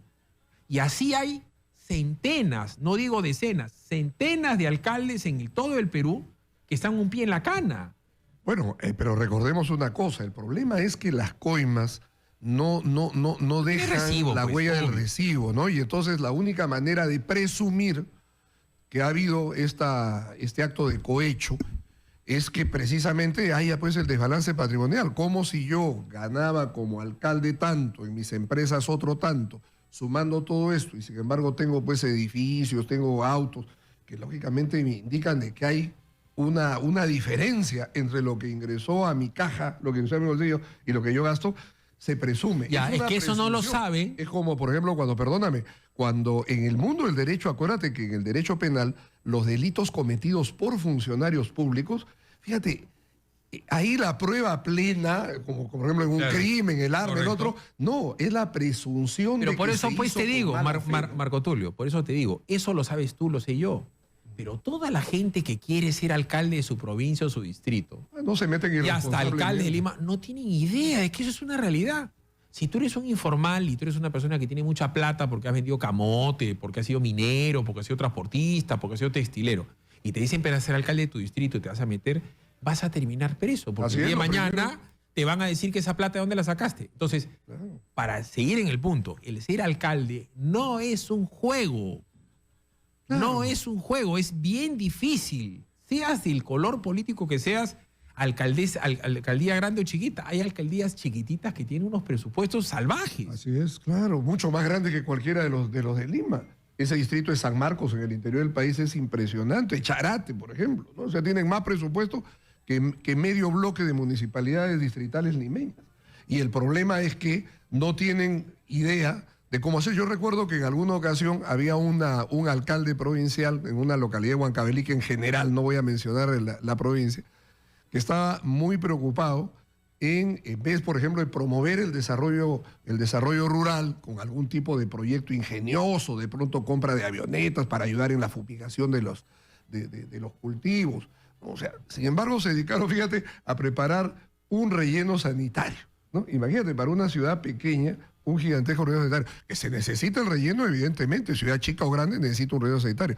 Pero el tema es un tema de prioridades. Ahora, la preocupación es también el tipo de persona que elegimos para que sea alcalde. O sea, tiene que ser una persona con una alta dosis de criterio ejecutivo. Porque al final de cuentas, el personal lo encuentras en la municipalidad. Los técnicos los puedes contratar, los abogados pueden ser llamados para asesorar o para las consultas correspondientes. El problema, lo que no puedes cambiar, es la estructura de personalidad de alguien que es incapaz para poder hacer gestión. Y ahí viene el problema, que si tienes todos estos recursos humanos, más los recursos económicos, la planificación que ya está aprobada, o sea, toda municipalidad, al menos las provinciales Las y las importantes. limeñas, tienen pues un plan de desarrollo local concertado, tiene un plan de desarrollo urbano, está establecida la zonificación, los distritos tienen parámetros de alturas, de edificaciones, de estacionamientos, pero entra pues la persona. Uno es un ignorante absoluto del tema normativo. Otro, entra el voluntarioso que quiere cambiar el mundo porque simple y llanamente le da la gana de hacerlo, y entonces ahí viene el problema legal, que lógicamente tendrá que sacar las castañas del fuego en el Poder Judicial y terminar pues con un mar de procesos. Mira, yo coincido contigo en que en realidad debemos fortalecer... Mira lo que me dice, ¿ah? una persona que yo me guardo su identidad. Dice, en la primera postulación de Susana Villarán terminaron de completar la lista de regidores en el carro en la puerta del jurado electoral. Y a cada rato ustedes ven, no solamente en su caso, en muchos otros, que lo presentan a las 11:50 de la noche. Recuerden lo que pasó con ese movimiento, que no recuerdo el nombre, que era de no sé qué cosa vecinal, que Susana se lo agarró en patas, se lo quitó, lo presentó para su reelección. Recuerden que Susana Villarán se afilió al Partido Nacionalista, ¿o no? Acuérdense, con Ollanta y Nadine. La gente se olvida. ¿Cuánto duró esa afiliación? ¿Cuánto duró la afiliación? Después todo el tema de la hoja de vida. Si dijiste que habías terminado el colegio y no terminaste, si dijiste que eras no sé cuánto, para mí esas cosas son tonterías. Pero la ley dice que esa tontería te puede sacar. Que si dijiste que eras doctor y no eras doctor, que si te graduaste en tal universidad y no te graduaste en tal... Esas tonterías hay que conocerlas. Y terminas cumplirlas. Y cumplir, porque la tontería es ley, entonces te hará la ley del tonto. Entonces, esto de atomizar en miles y cientos de movimientos distritales. Yo conozco la casa, no voy a mencionar el nombre, una señora que su hijo tuvo una desgracia, que atropellaron a su hijo. De un momento a otro la señora se interesó por la vida municipal y ya quería ser alcaldesa. Acuérdense, cuánta gente famosa, porque se le ocurre, de toda índole, termina de candidato a algo porque es famoso, porque es simpático, porque canta bonito, porque en ese momento fue noticia por alguna cosa.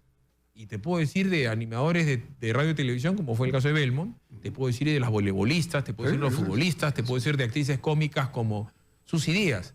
Claro, todo es muy bacán, pero la particularidad es que el alcalde, Marco Tulio, sí se ve en cana. Un congresista no se ve en cana por malversación.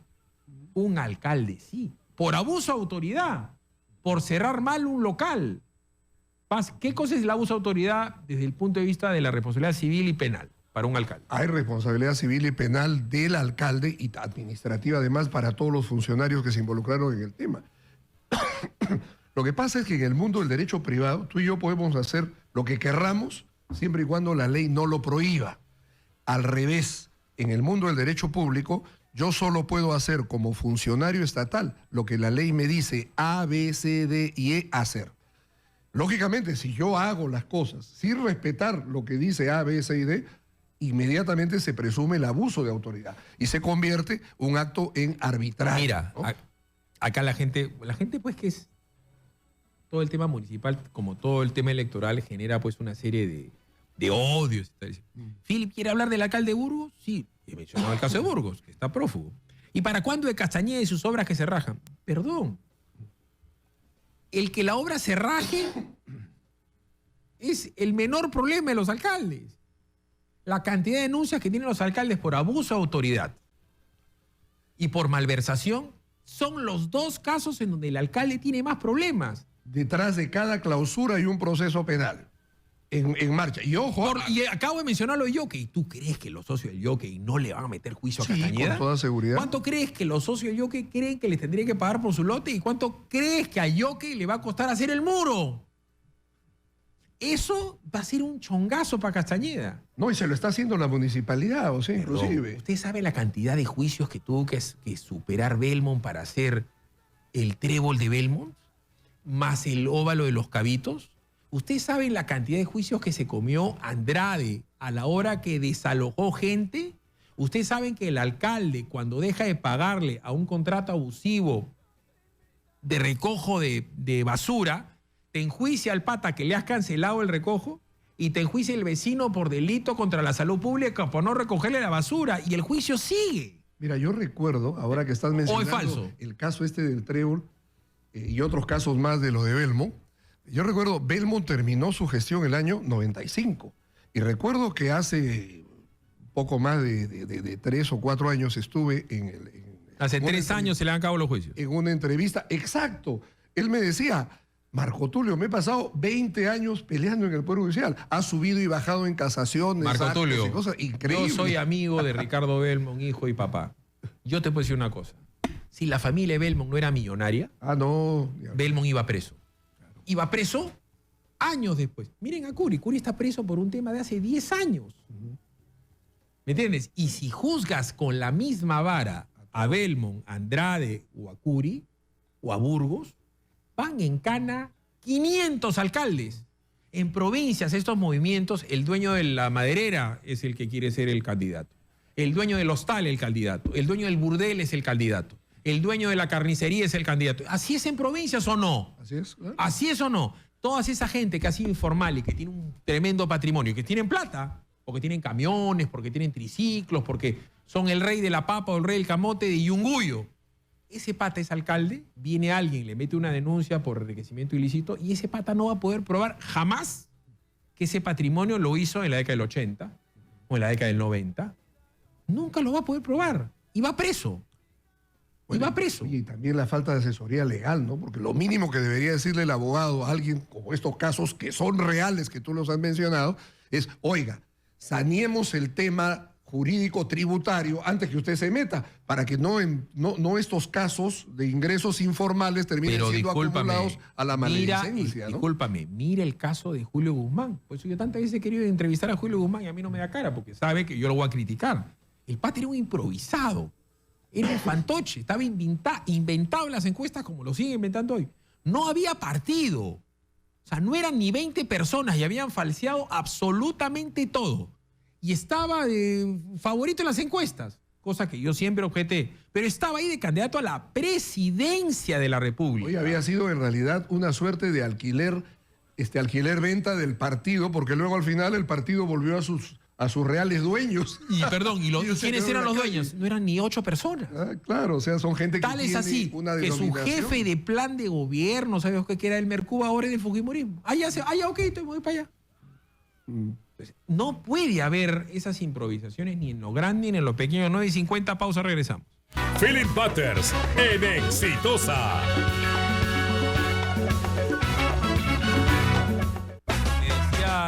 Marco Tulio, ahora es bien complicado dar un sencillo y tal. Claro, las cosas han cambiado en los últimos 20 años en el Perú, Marco Tulio. Sí. Antes era recontra común que eras alcalde, te dan tu sobrecito, que eras regidor y te dan su sobrecito. Ahora el sobrecito viene con grabación. Así es. Ahora viene con filmación. Ahora, discúlpame, en la época de la revocatoria, yo me acuerdo que yo tenía el teléfono chuponeado. ¿Quién lo chuponeaba? Mandrake. Recuerden ustedes que a la señora Lourdes Flores Nano le cuesta una elección, un chuponeo, y después chuponeaban a medio mundo. ¿Qué es lo que les quiero decir? Es que en el pueblo chico el infierno también es grande. En provincias la gente se saca los ojos. Tú eras el rey de la revocatoria. ¿Cuántas revocatorias más habían en todo el Perú? En ese año, bueno, a lo largo de todo ese periodo fueron como 600. Algunas fueron muy interesantes, quedó como experiencia que realmente había que modificar la legislación para hacer que los que querían ser candidatos post-revocatoria debieran lanzarse al ruedo, ¿no? Fíjate que hubo un caso bien interesante que conocí, el caso de una localidad de Trujillo, en la cual el que se postulaba, el que me impulsaba la revocatoria era el presidente del Comité Porvenir, un abogado. Todo el mundo sabía de que iba a ser candidato, y en efecto fue candidato, ahora es alcalde. No recuerdo el nombre de la localidad, es el balneario de Trujillo, ¿no? Pero está bien, mira, lo importante era de que, fíjate, en provincia sí funcionaba eso. ¿Huanchaco? Huanchaco, yo quiero revocar porque yo quiero ser. Está bien, pues, era sincero y quitaban pues esa imagen negativa. ¿Quiénes están detrás? Los que quieren ser, obviamente los que quieren ser. No, puede ser que estén detrás o que aplaudan. ¿No te acuerdas del juez Malzón Urbina, el que cerró el mercado? ¿Cuál era? Mayorista. El mayorista. Que fue, claro. Ese momento era popular y era candidato. O sea... Y hasta ahora sigue, he visto de que por ahí su nombre en algunas localidades, algunos muros de la carretera de la Panamericana Sur, vi este fin de semana, Malzón a Lima. Obviamente Malzón, el único Malzón que conocemos es él. Sí, seguro. No, me parece muy bien que se quiera hacer... El señor Julio Gagó, por decirte, es candidato a Lima. Entonces, Julio, a mí me cae recontra bien Julio Gagó, dicho sea de paso. Pero evidentemente... Y a mí también, y él tiene una confusión sobre si él le puede vender computadoras al Estado o no. ¿No es cierto?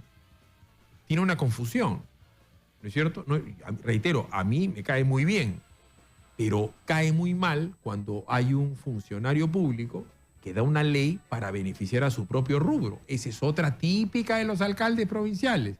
Los alcaldes, para que la gente entienda, termina siendo el rey, porque hay tantos distritos. ¿Cuántos distritos hay en el Perú? 1864. ¿Cuántos de esos distritos no tienen comisaría? La inmensa mayoría. ¿Cuántos de esos distritos no tienen sede del Poder Judicial ni de la Fiscalía? Entonces, ¿quién termina siendo el jeque? El alcalde. No, y si a eso le añaden las municipalidades de centro poblado menor, son 2.400. Hay más municipalidades de centro poblado. Entonces, te das cuenta por qué yo considero que así nomás cualquiera no puede ser candidato a alcalde y que deben ser ya organizaciones hechas y que tienen que fortalecerse, porque hay que parar esta cantidad de... ¿Cuántos partidos nacionales hay que pueden ser candidatos a la presidencia? Ahora hay como cerca de 22 ya, o 22 o 23. Ojo, que van a presentar candidatos a distritos. ¿Y cuántos independientes habrán? Dos o tres. A ver, Marco Tulio, en 22 partidos nacionales que pueden lanzar candidato presidencial. 22. ¿Me vas a decir que hay alguien que le interese ser candidato a la presidencia? No puede entrar a uno de estos partidos y comenzar a hacer política y comenzar a ganar votos de sus bases y comenzar a generar una tendencia de opinión en ese propio partido, inclusive siendo hasta independiente, porque un independiente puede ser candidato por un partido siempre y cuando lo respalde las bases, es lo que dice la ley electoral. Es difícil, mira, porque fíjate, estamos en este proceso electoral. Ya sé que estoy chocando con tu negocio, que tú eres asesor de medio mundo, pero... Mira, a portas estamos ya un proceso. Y entonces en este momento empieza el problema de los que se embarcan en los partidos para poder ser candidatos. Para las próximas elecciones, que son en octubre del próximo año, ¿cuándo se inscriben las listas? Claro, o sea, ¿cuándo se inscribe la lista? No, se convoca todavía en el mes de febrero. O sea, ya, pero ¿y cuándo se inscriben las candidaturas? Pero acuérdate tú, esto debe ser en el mes de febrero, marzo, abril y mayo. Se cierran las inscripciones. Perdóname, se cierra en agosto. El asunto, fíjate, es que ahora ya está la regulación de que el que quiera postular, lógicamente, como miembro del partido, ya tiene que inscribirse.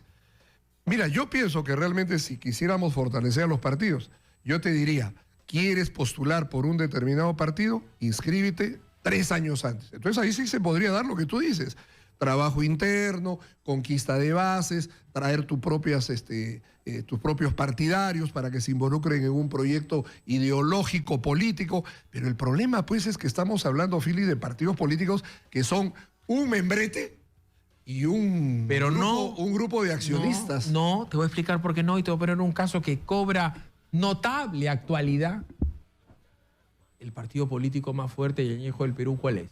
Bueno, es el APRA y Acción Popular, son los que tienen locales en toda la República. Ah, perdón. Ahí está, caíste blandito, redondito, Marco Tulio. Pero no ganan las Espérate un momentito. Meche Arauz no iba a ser la candidata del APRA y se termina peleando en la hora nona con Del Castillo. Así es. Y se dio cuenta que el partido del APRA era el partido de la corrupción, faltando horas. ¿Acuerdas o no? Meche Arauz, ahorita con Del Castillo se saludan, pero llegó un momento que Meche Arauz... Me sorprende que Del Castillo... Y Meche Arauz tomaba desayuno con Del Castillo en la esquina de mi casa todos los días. Y todo el lío era por la ubicación en el número de la lista. Era la verdad. Discúlpame. Esa era la discusión. Discúlpame. La actual congresista fujimorista,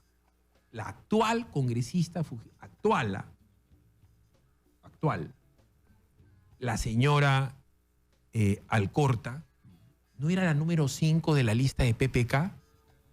Y tuvo que mandar una carta pública diciendo, no, yo no estoy ahí, yo me voy con Keiko. El actual ministro de Vivienda, ya está boleado y sacramentado para ser candidato por el APRA y terminó con PPK. El señor Vieira iba a ser candidato de Keiko, terminó con PPK. Y por último, el que acabas de mencionar, Acción Popular. No se están sacando los ojos entre Johnny Lescano, Mesías Guevara, Edmundo del Águila. ¿Y quién fue su candidato? Y Vitocho García de la ONU. Perdón, y Vitocho. ¿Y quién fue su candidato? Barnechea, el hombre del chicharrón, que no es de Acción Popular. Y eso generó un broncón. Entonces, hasta entre las mejores familias desde el punto de vista electoral y los que más saben, esto es un chongo. Con todo cariño y respeto, tú gánate tus frijoles por otro lado, Marco Tulio. Ya no me traiga más partidos, pero no seas malo. Plata no te falta, ya estás viejo. Fíjate, yo pienso que en realidad el problema es, debemos democratizar los partidos, porque el problema está ahí. O sea, ¿quién, dime tú o yo, se metería con 2 gramos de cerebro a un partido político con la esperanza de que podamos influir significativamente? Un militante, un voto. Si eso se lograra, por supuesto, sería lo ideal. Pero no hay, pues. Los partidos inventan las elecciones por delegados. Perdón, hoy día, dicho sea de paso, hoy día en la noche voy a ir a dar una charla al APRA sobre lo que está pasando en el mundo y cuántas cosas hay. Si a mí me invitan, digo, un militante. Igual, yo voy. O en cualquier otro partido. Mira. Ojo, yo he dado charlas en un montón de otros partidos, nadie se aloque, pero los partidos a la hora tienen que ser fuertes, e insisto, Marco Tulio, y acá me voy, no se trata de poner más partidos y más partidos, porque esto ya realmente termina siendo pues un mercado persa. Pues, una cuestión. Y lo va a hacer en este proceso electoral, porque todos estos partidos, especialmente los que no tienen un nombre conocido, lo que venden es la franquicia. Al final de cuentas... ¿Lo conoces a Lúcar también? Uy, nos conocemos algo más de 30 años. Cuando era rojo como tú, comprenderás. Así es. Sí. Vámonos a la pausa, regresamos con Nicolás Lúcar y seguramente hablando más de política, porque todos los temas acá han de tratarse con ustedes en Exitosa, la radio del Perú.